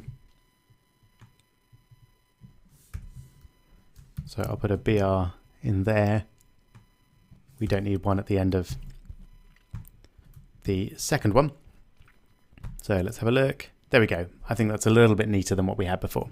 But you can of course play with the spacings and add margins or paddings if you want to. Great. So now we want to submit the form if there are no errors. So how do we do that? Let's go back to our jQuery form submitting question that we looked at on Stack Overflow, because that was doing exactly what we want to do. Let's see if we can figure it out from this answer. And now looking at the bottom of this answer, I think we've got what I need just here. So this does quite an interesting thing. We have seen the unbind command before, but the problem that we have is if we just submit the form, then that's going to go through this whole validation again. So it's just going to become recursive and it'll never actually do the submission. So what we actually need to do is unbind the function that we've attached to the submit of that form and then submit it. So we're basically saying don't do the validation anymore because we've already done it once, but do the normal form submission. So let's grab that and pop it in just there. So we're unbinding the submit. Would still work with single quotes, but I like to have everything the same. So let's have a look. So let's just put in a subject. Okay, great. That works fine. If we put in content as well, then the form gets submitted, or at least it looks like it does. Wonderful. One slight issue you may have noticed is that if the user leaves the email address blank, then we don't get the jQuery validation. So we do actually need to check to see if there's an email address as well. So that's easy enough. We just change that so that we're now checking for email as well. Okay, let's have a look. So now if we put in subject and content, still doesn't work because we still need the email field. So then we put a false email, that doesn't work. So we really have to be pretty on our game and actually fill everything in correctly to get a submission. There we go. Right, so now we're done on the JavaScript and jQuery front. So now it's time to process our PHP. So I'm going to do that as usual at the very top of our script. And we'll start by just displaying the post variables. So let's see. Now, interestingly, you see we've got an empty array here. There is a good reason for that. And that is, even though we've given these input IDs, we haven't given them names. And it's actually the name that is passed through to the post variable on the server. So we need to go through and just give them the same name as the ID.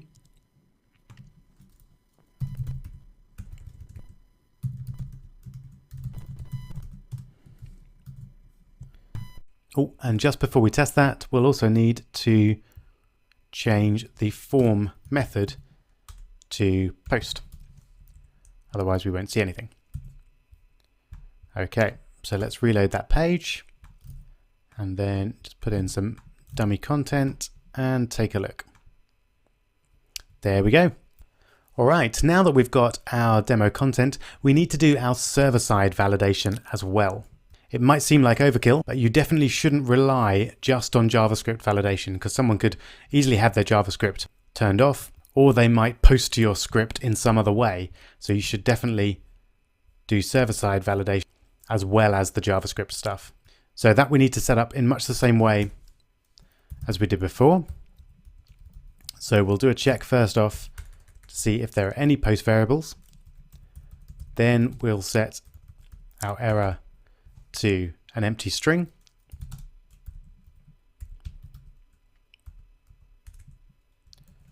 We'll check to see if the email address is empty, and there's actually quite an easy way to do that in PHP. We can put an exclamation mark in front of it.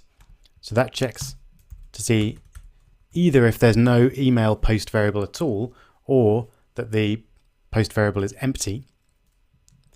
So then we'll append to error using dot this time rather than plus, because we're in PHP. We'll have an email address is required, and again we'll have BR as well. And then we'll do the same for content.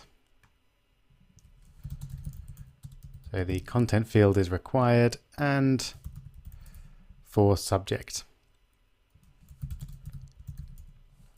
And it'd be worth validating the email address again as well. Let's see if we can find a way to do that.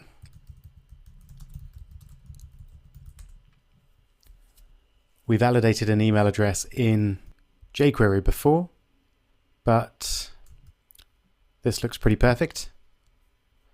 Validate email filter. There we go. So we've actually got a built-in function in PHP to do that. We don't have to create the nasty validation string that we did in jQuery. So let's pop this in here. So the email address that we're validating is the post email. We only care if it's not valid. So if we take away this exclamation mark there, that should check to see if the filter is false, and therefore it's not valid.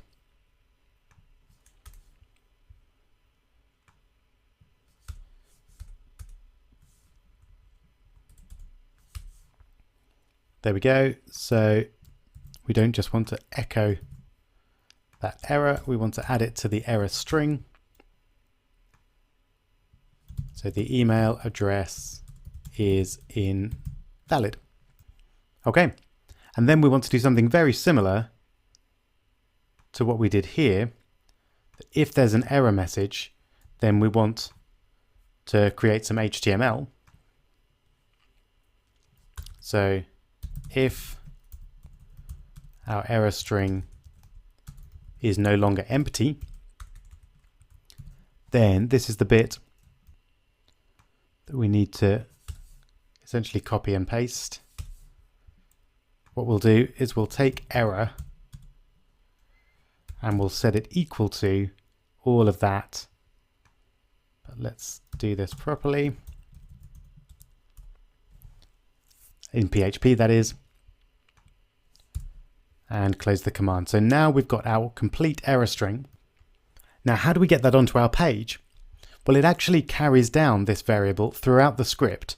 So what we can do is right here in our error div, we can just echo error. And if it's empty, it won't echo anything, which is fine. But if there's an error, then it will display it there. Okay, just to check this out, I'm just going to temporarily cut the code from the script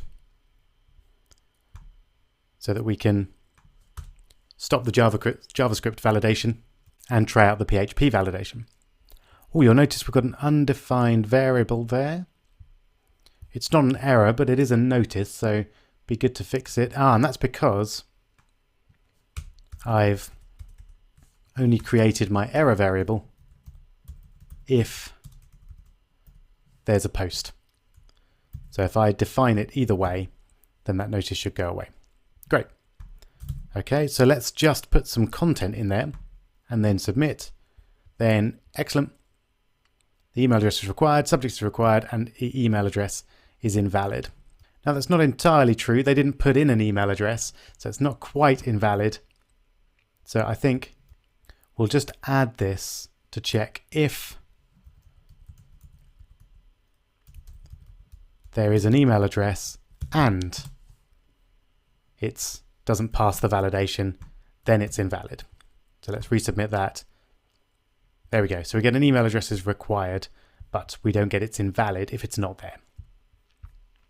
Okay. We're getting close. So we've now got our server-side and our client-side validation in place. You might wonder why we need the JavaScript validation if we're going to do the server-side validation anyway. The simple reason is it makes our script a bit nicer to use, so they don't have to wait for the form to submit and the page to reload to get their error message. So now that we've got all our validation, all that remains is to send our form. So we're going to do this if there's no error message. And let's set all the variables as necessary. So email to, that's just going to be me at mydomain.com. Subject, I will set equal to the subject that the user entered. The content, again, I'll set equal to the content that the user entered. And the headers, if you remember, are from, and I'll set it equal to the user's email. That means that when this email pops up in your mailbox, you'll be able to reply to it straight away to get back to the customer or user or whoever they are. And then we'll try and send it. So mail, email to, subject, content, headers. And if that works, well, we want to have a success message. So let's have success message is equal to, and it's going to be very similar to this, except instead of a danger, we're going to have a success alert. So it's nice and green. And we'll say something like, your message was sent. We'll get back to you ASAP.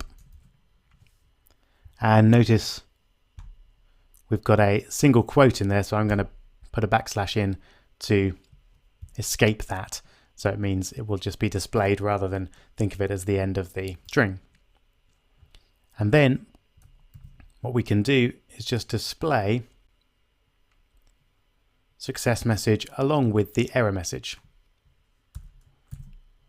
Because we're never going to get both at once. Either it's going to be successful or it's not.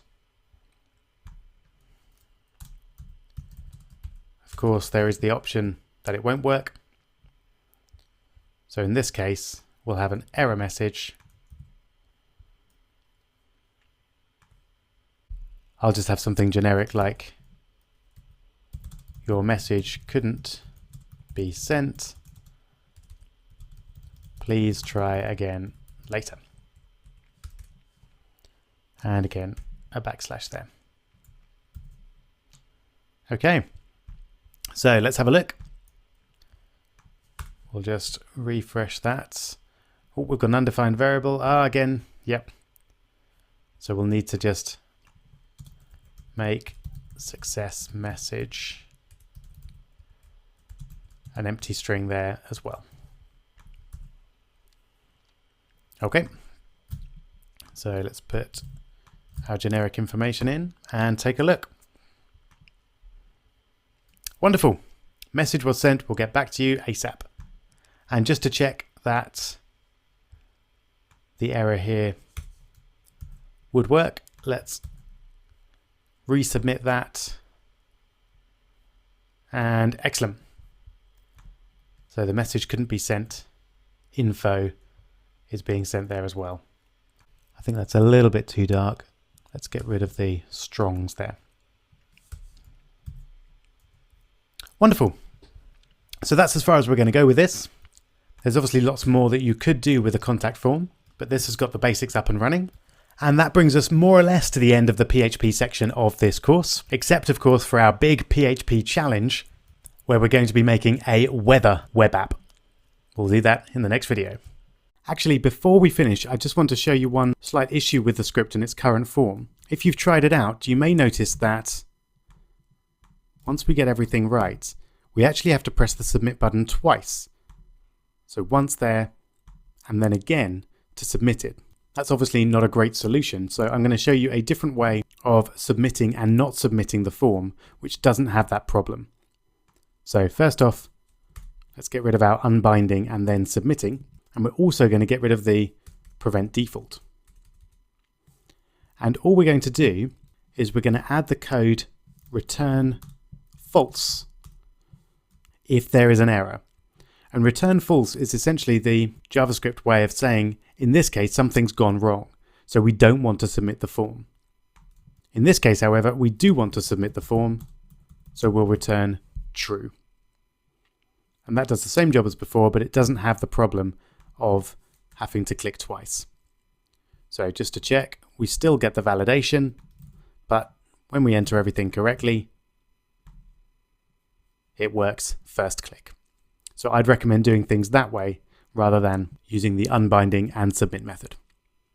All right, on to just before we start our weather scraper, I want to show you two ways we can get the contents of other scripts inside our script. And that's a very useful thing to be able to do for two quite different reasons. On the one hand, we might want to organize our big complex scripts into lots of mini scripts to help keep them organized. You might have a database connection script, for example, that you don't want to have every time, but you want to just save it once and then include it in your scripts. On the other hand, we might have content on different websites or servers that we want to access from our site. And we'll be able to do both of those by the end of this video. So first off, I'm going to show you how to include one PHP file in another. To do that, we'll need to create a second PHP file. So I'm going to go back over to Fire FTP and create another PHP file. I'll call it includedfile.php. And then I'm just going to use Command O to open that in brackets.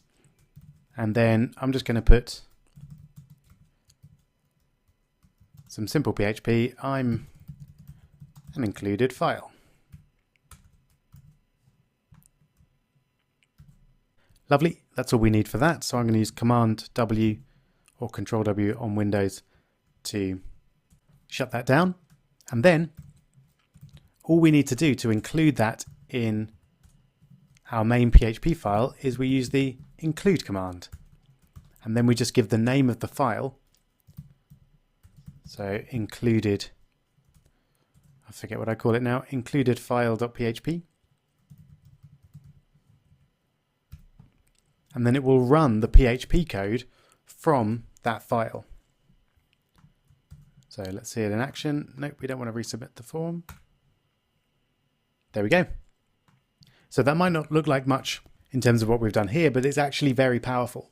And if, for example, you want to have a site with, say, 10 pages, but all of those pages have got the same header and footer, then you might want to have the header and the footer as separate PHP files, and then just include those at the top and the bottom of each of your individual pages. It's quite an efficient way to do it, so you're not replicating code for every page. Alright, so that's how to include a PHP file from your own server, but we can also get the contents of a completely different site. So if, for example, we wanted to get the contents of everyone's favorite web hosting website, we can use file get contents like that with underscore between the word names and then the full URL. So https://www.ecowebhosting.co.uk. You can try any website there you like. Then it'll take a little while because it has to download it to the server and then display it to us. But it will get the HTML contents and display them to us. And this is actually something that we're going to be using in the weather scraper to get the weather. We're going to use an existing weather website and get the contents of it using file get contents. And there we go. So it doesn't look great because the links don't work because we're not running it on EcoWeb Hosting's server, but we have got all the HTML content there. So those are two really powerful techniques when you're working with PHP. And we're now ready to take on the final project in the PHP section of the Complete Web Developer course, and that is the weather scraper. Congratulations on making it to the end of the PHP section of the Complete Web Developer course.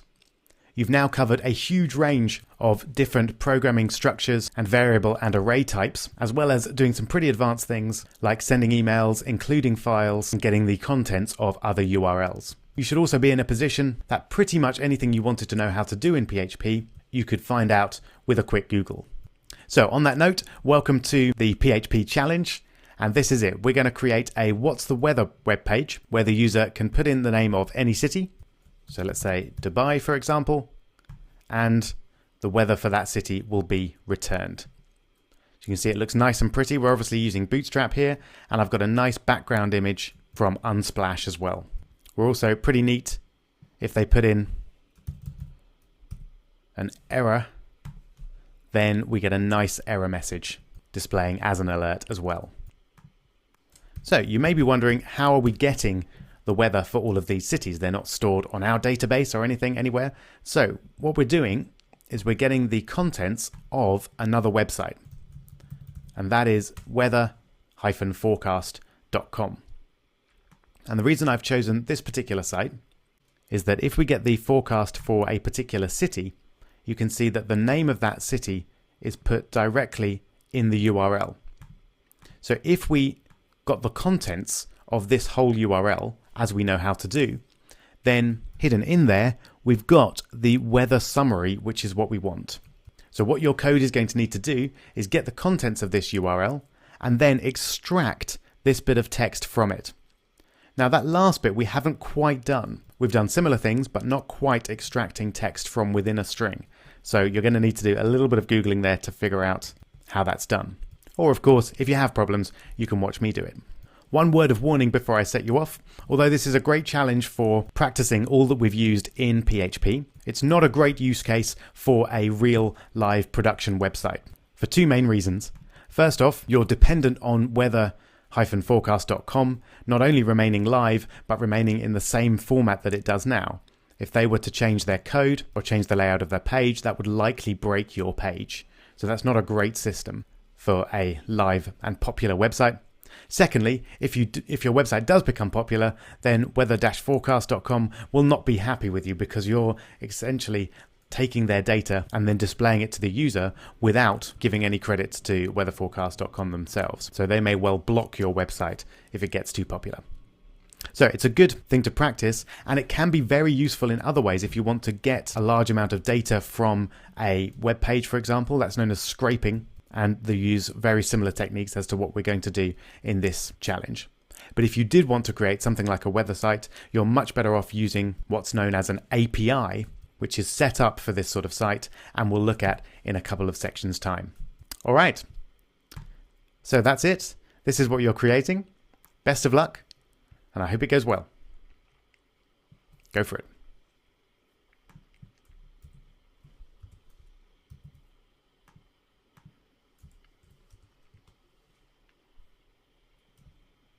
All right then, here we go. So I'm going to start by setting up my user interface, and I'll do that, of course, by searching for Bootstrap 4. And then I'm going to get the template set up. Okay, so download Bootstrap and then getting started. scroll down, and here it is. Remember, that might be in a slightly different place on the Bootstrap website for you. Okay, lovely. Let's have a look. We've got our bootstrapped Hello World. Fantastic. So let's just pop in a title this time.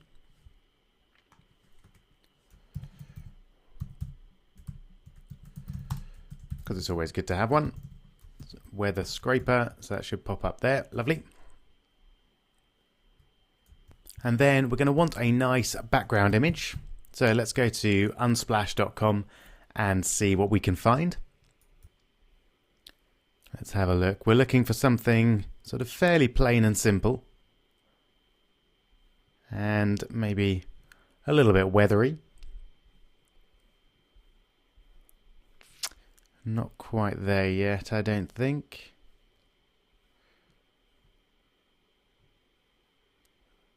That's not too bad. Let's keep looking. That one we've seen before.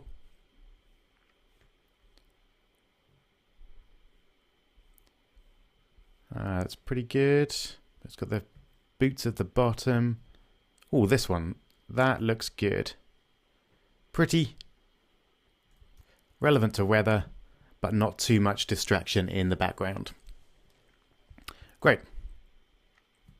So let's download that. So I'm just going to control click or right click and save image as. And I'm going to save it in the PHP folder on my hard drive, and I'll just call it background. There we go. So that's saved. Remember though that we're working on the server, so I need to go back over to Firefox and Fire FTP, refresh, find my background.jpg file, and then upload it. But just before we upload that, if we just check, it is 3 megabytes, 3000 kilobytes, which is pretty big for a photo on the web. So let's just resize it. Yeah, 4 megabytes in fact. So again, we can do that pretty easily on a Mac in Preview. In Windows, you can use the photo editor. I'm just going to go to Tools and Adjust Size. And then, yeah, we don't need anywhere near 7,000 pixels. So let's bring it down to 2,000. That's already plenty of pixels for us. And then I'm just going to save that as it is. Okay. And then let's jump up back over to Fire FTP, and we can see, yeah, now 300 kilobytes, a lot more reasonable. There we go. Right, so we've now uploaded that to the server, so we should be able to access it in our script. Let's do that. So I'll just do a quick check straight off. Image src equals, and we should be able to use background.jpg just to make sure, as usual, that everything's connected up right. And there we go. So you can see it's definitely plenty big enough. You might even want to go a bit smaller than that on a live site, but this will do for a test. Now, as I mentioned at the beginning, we wanted a full screen, but not stretched out background. That's something that we haven't done before. So let's have a Google and see if we can figure out how to do it. So something like HTML full page background. That'll do. Perfect full page background image. Fantastic. That sounds great. So we've got a nice new methods. Yep, so we want a full page background. Brilliant. A bit of CSS3. Another advantage of doing this is that you learn some new techniques as well. Okay, so let's put in some internal styles.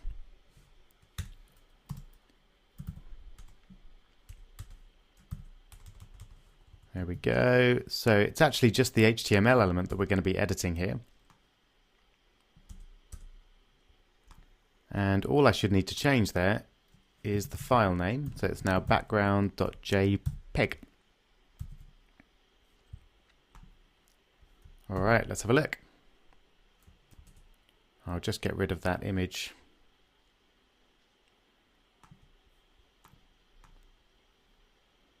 Down here, and we'll get rid of Hello World as well. Wonderful.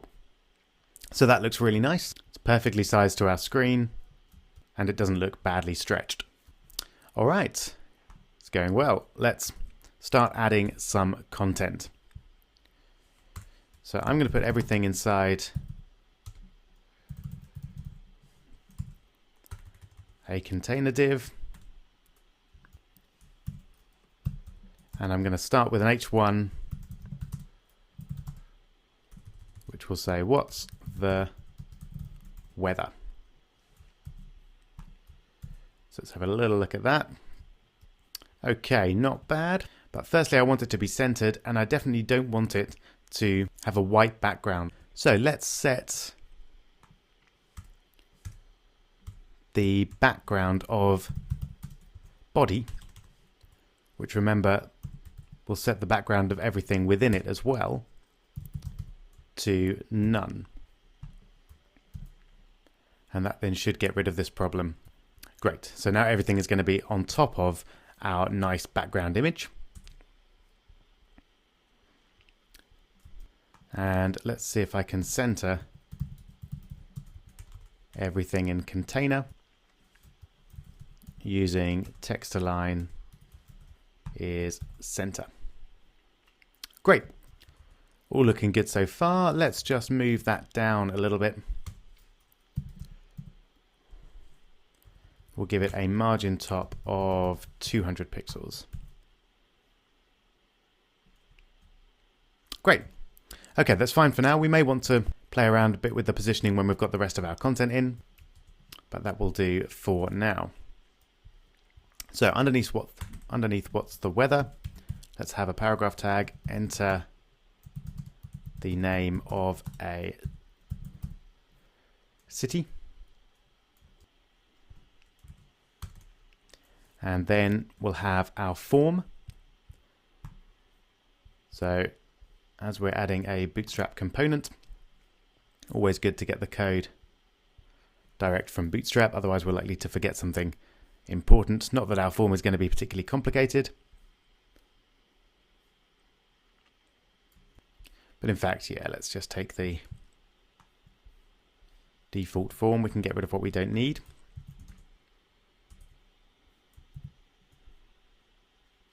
Okay, great. So all we actually want is that first input and the submit button. And in fact, we could put this as a label.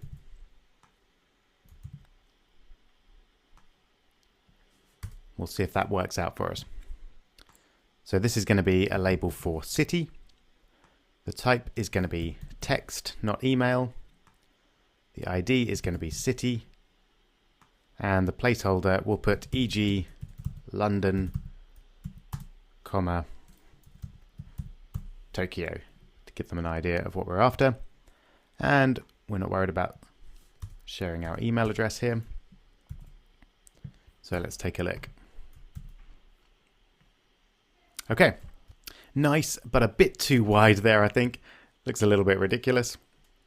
So let's limit that. In fact, we can just limit the width of our container. Let's try something like 350 pixels. A little narrow. 400 pixels. Still too narrow. 450. There we go. That looks better. So we're looking good. If I enter a city name, however, it doesn't actually submit through, as you can see there. And why is that? It's because we're missing a name for our input. So we'll have a name of city as well. So now if we put London in there, we get London in our URL at the top. Great. I would like to just spread things out a little bit. So I think I'll add a bit of styling for my input, which will give it a margin of, let's say, 20 pixels on the top and bottom. We don't need any margin on the left or right. It should spread things out a little bit more nicely. Great. I'm happy with that. So now the fun bit. As I mentioned at the beginning, we're going to use a website called weather-forecast.com. Here we go, and let's go for the weather forecast for London. So as I mentioned, what we want is to extract this forecast here. So for now, let's not worry about letting the user search, but we'll just get the London weather every time. And let's get the contents of this page and take a look at it so that we can work out how to extract what we need. Okay, so we're going to do this at the very top of our script. And we'll do this if someone has requested a city. Then we'll set up a forecast page. And this is going to be file get contents. And the file that we want to get the contents of is that one. And for now, we'll just echo forecast page to make sure that we've got it and to see what the code is. Okay, did I write something wrong? Yes, I did. I spelt it wrong in the first place. There we go. Those warnings are really handy. Great. So we've got our code. It's kind of mixing weirdly with our page now. But let's have a look at the source. So I'm going to use Command-Alt-U. You can also right-click and view source. And then if you want to find the bit that you're interested in, we want the weather forecast summary. So I'm going to use Command-F or Control-F on Windows. And we want weather forecast summary. Let's have a look. Okay, so this is what we want. We want to extract that bit there. So we want to get rid of everything before this selected part, and we want to get rid of everything after as well. As I mentioned, that's something that we haven't done yet, so let's think of a sensible thing to Google to figure out how to do it. Remember, the HTML is just a string, and what we're trying to do is split it up. So let's see if we can get anything as a result for PHP and split up string. Split a string by a string. That sounds pretty perfect to us. Let's have a look. So the explode function, it's even got a cool name. I always like to scroll straight down to an example because that makes it a lot clearer. Aha, so it looks like with the explode function, I can put in a string and then another string, and it will split up that string into an array by whatever I put in the first string. So that seems pretty perfect. Let's take a look. So the bit before what we want to get rid of is that bit there. Now that looks a bit generic to me. So I think that might appear in the page more than once. So I'm going to select more than that. I suspect this bit will only appear in the page once. So I'm just going to copy that and just do a search for it as well. Oh, it actually appears several times. So no, that's no good. I need to select a bit more. So London's going to change because we're not always going to be looking for London. So let's select up to 3-day weather forecast. Surely that will only appear once. It does. Great.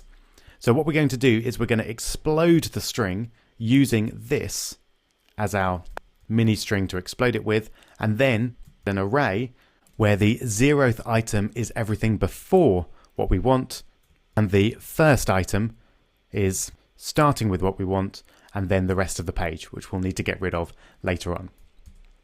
All right, let's give that a try then.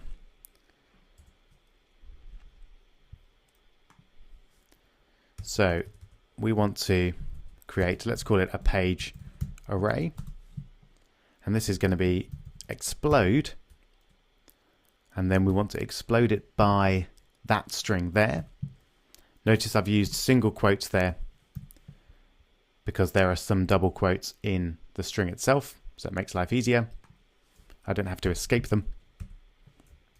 And then the thing that we want to explode is forecast page. All right.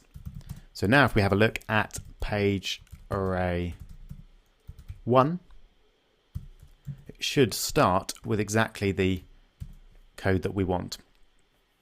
And there we go. You see we've got some weirdness down there, which we're going to get rid of now, but it does start exactly where we want it to.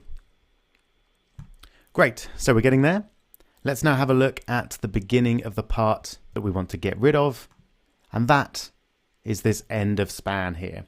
So 3 span closes. I don't need to be so careful about whether that appears multiple times in the page anymore, because all I want to do is get rid of the first one. We don't really care what happens further on down here. So we need to do another explode. So let's have a second page array. And this is going to be explode again.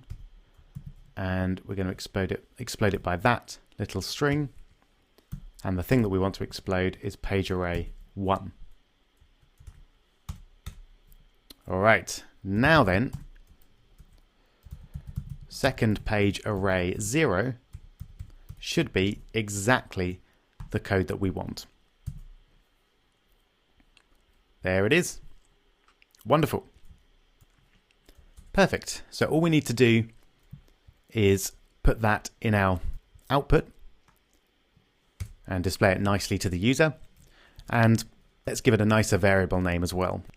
So I'll just call it weather. Weather is equal to that. And then we're going to display the weather underneath the submit button down here. So we're going to need a div to do that.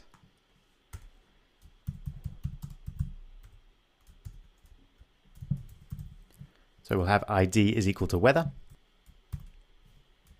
And then we can just put some PHP right in there to say if we have some weather,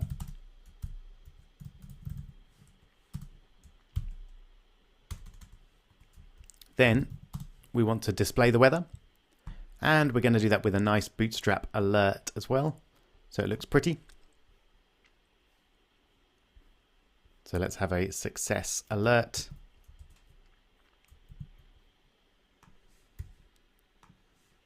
Again, I'm using single quotes so that I don't have to worry about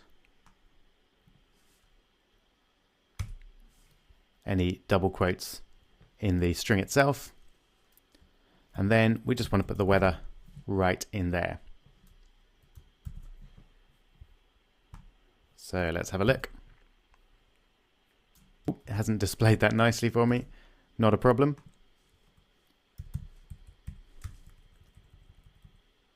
We can just append it to the rest of the string. There we go.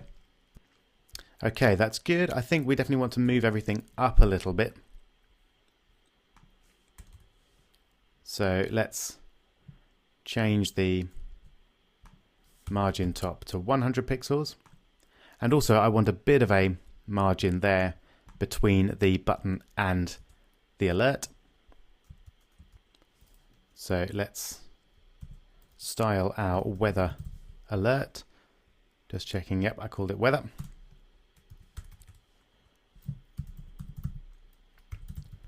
Give it a margin top of 15 pixels.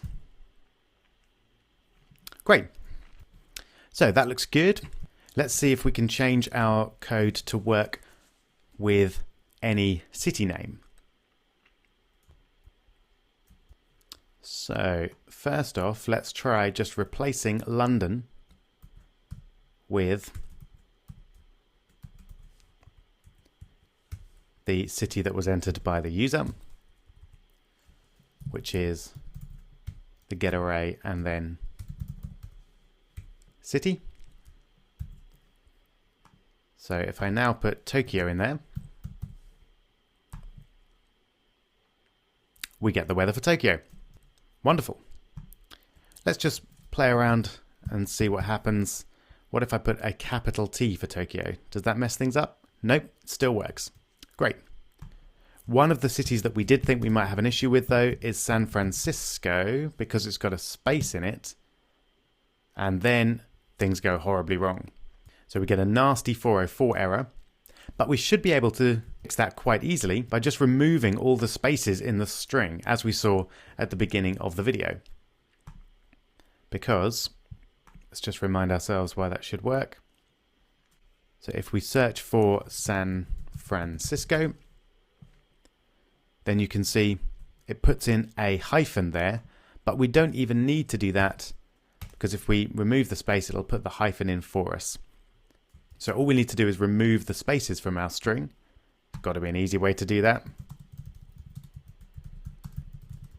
Let's have a Google. PHP remove spaces from string. Here we go. How to strip out all spaces from a string. And here we go. Oh, yep. So we've got str_replace, and it replaces anything that we put in there with whatever we put in there. So if we want to remove something, we just put that in there and then nothing in the second. And that looks perfect for us. So we can change the get variable itself.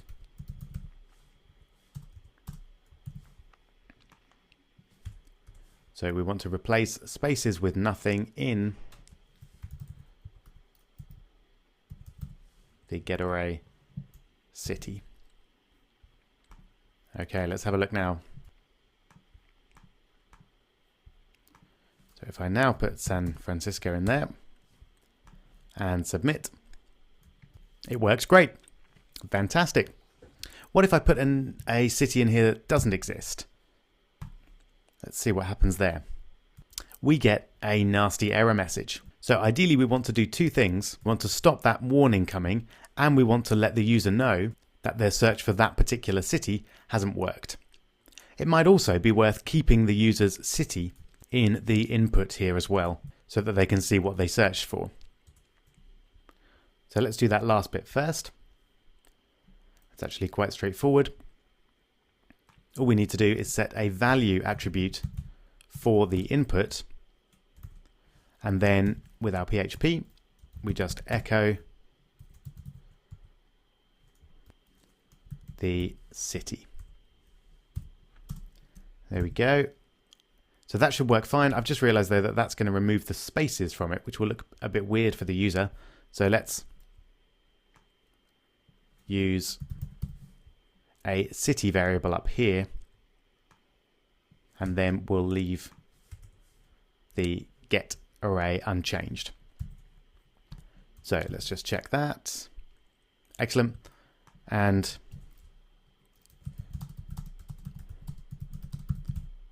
if I put something like that in there, it doesn't strip out the spaces for the input. Great. It'd be nice to not have these nasty warnings though. So to do that, we'd need to check whether or not this page actually exists. So let's see if we can do that in PHP. Something like that. Check if URL exists. Perfect. And here we go. This looks pretty perfect. So we're getting the file headers and we're checking to see whether they are equal to a 404 not found error. Brilliant. That looks like exactly what we want. So let's try that out. So once we're there, we'll check this. So we want to get the URL up here. There we go. And if the file headers are 404 not found, then we want to give the user an error. Otherwise, we'll do that. So first off, that should get rid of the nasty warnings at the top of the page there. Excellent. Although we do have a warning down here now. Not a problem. So let's set weather to be an empty string at the very beginning. There we go. And then we lose that error there. So this is great, but we're not showing the user that anything's gone wrong here. So let's say if the file headers are a 404, then let's have an error string. Something like that city could not be found. Okay. And we'll put our error string up there, and initially it's going to be empty, and we'll do this here in a very similar way. So if there's some weather, then we'll display the weather. If there's an error, then we'll display the error, but this time with a danger alert, so it's nice and red and scary. All right, let's give that a go. Excellent. Looking great. So this is pretty perfect. The one thing I do want to check for is the possibility that even though we could find that page, we still couldn't extract the weather. And that's certainly not impossible. If the page we're getting our data from changes its HTML, which it could well do, then that will break our script. And we'd like to have a friendly error message if that happens, rather than some nasty warning. So let's have a couple of checks in place for this, and I'll just expand a little so that we can see it all going on. So for this to work, we need to have page array being an array with at least 2 items in it. So we can check to see if size of page array is greater than 1, because it will always have at least one thing in it, because if this is not there at all, then it will just return the whole string. So if it is greater than 1, that means that something's going well.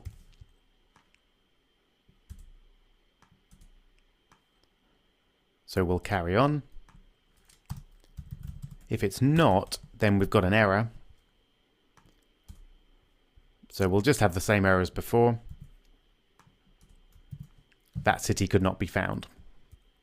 And then we'll do the same thing here. Once we get the second page array, we'll do a check to see if size of second page array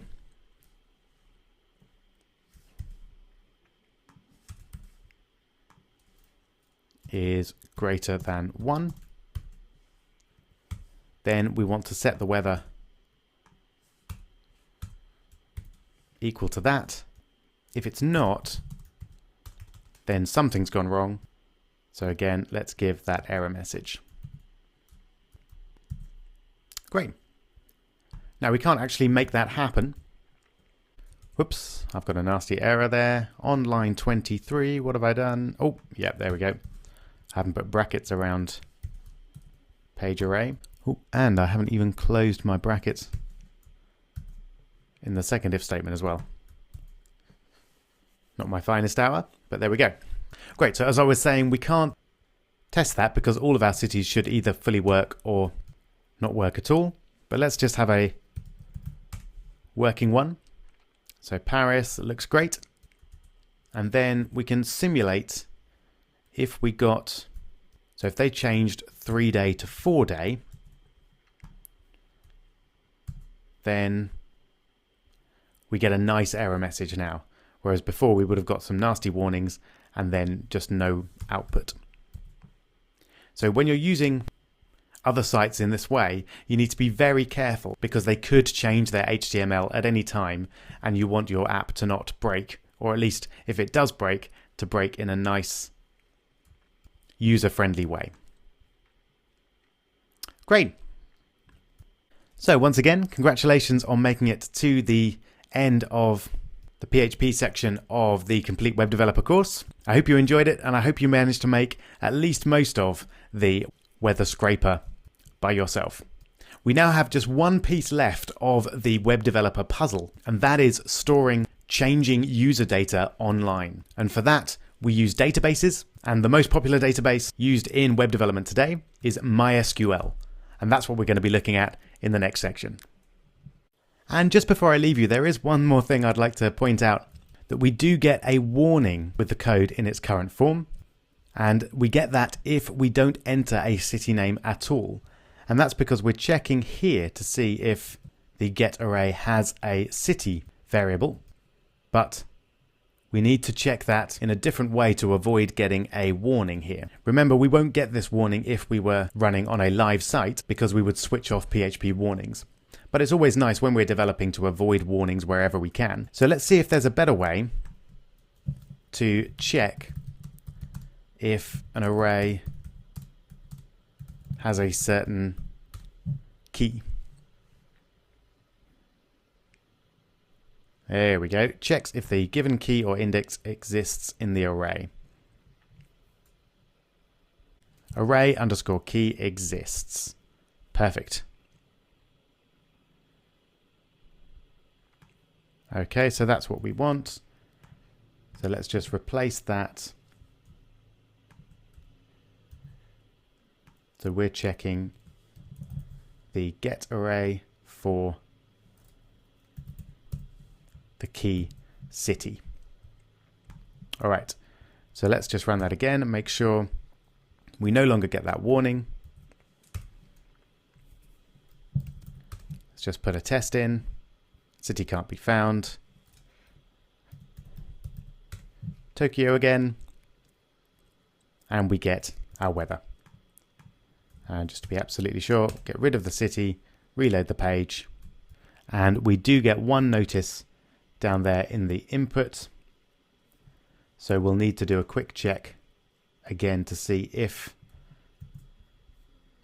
the city key exists. And we'll do that here. Give ourselves a bit of room.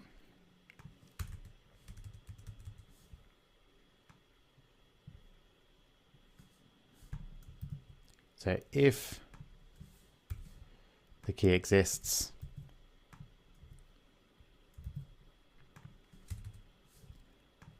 then we'll display whatever it is.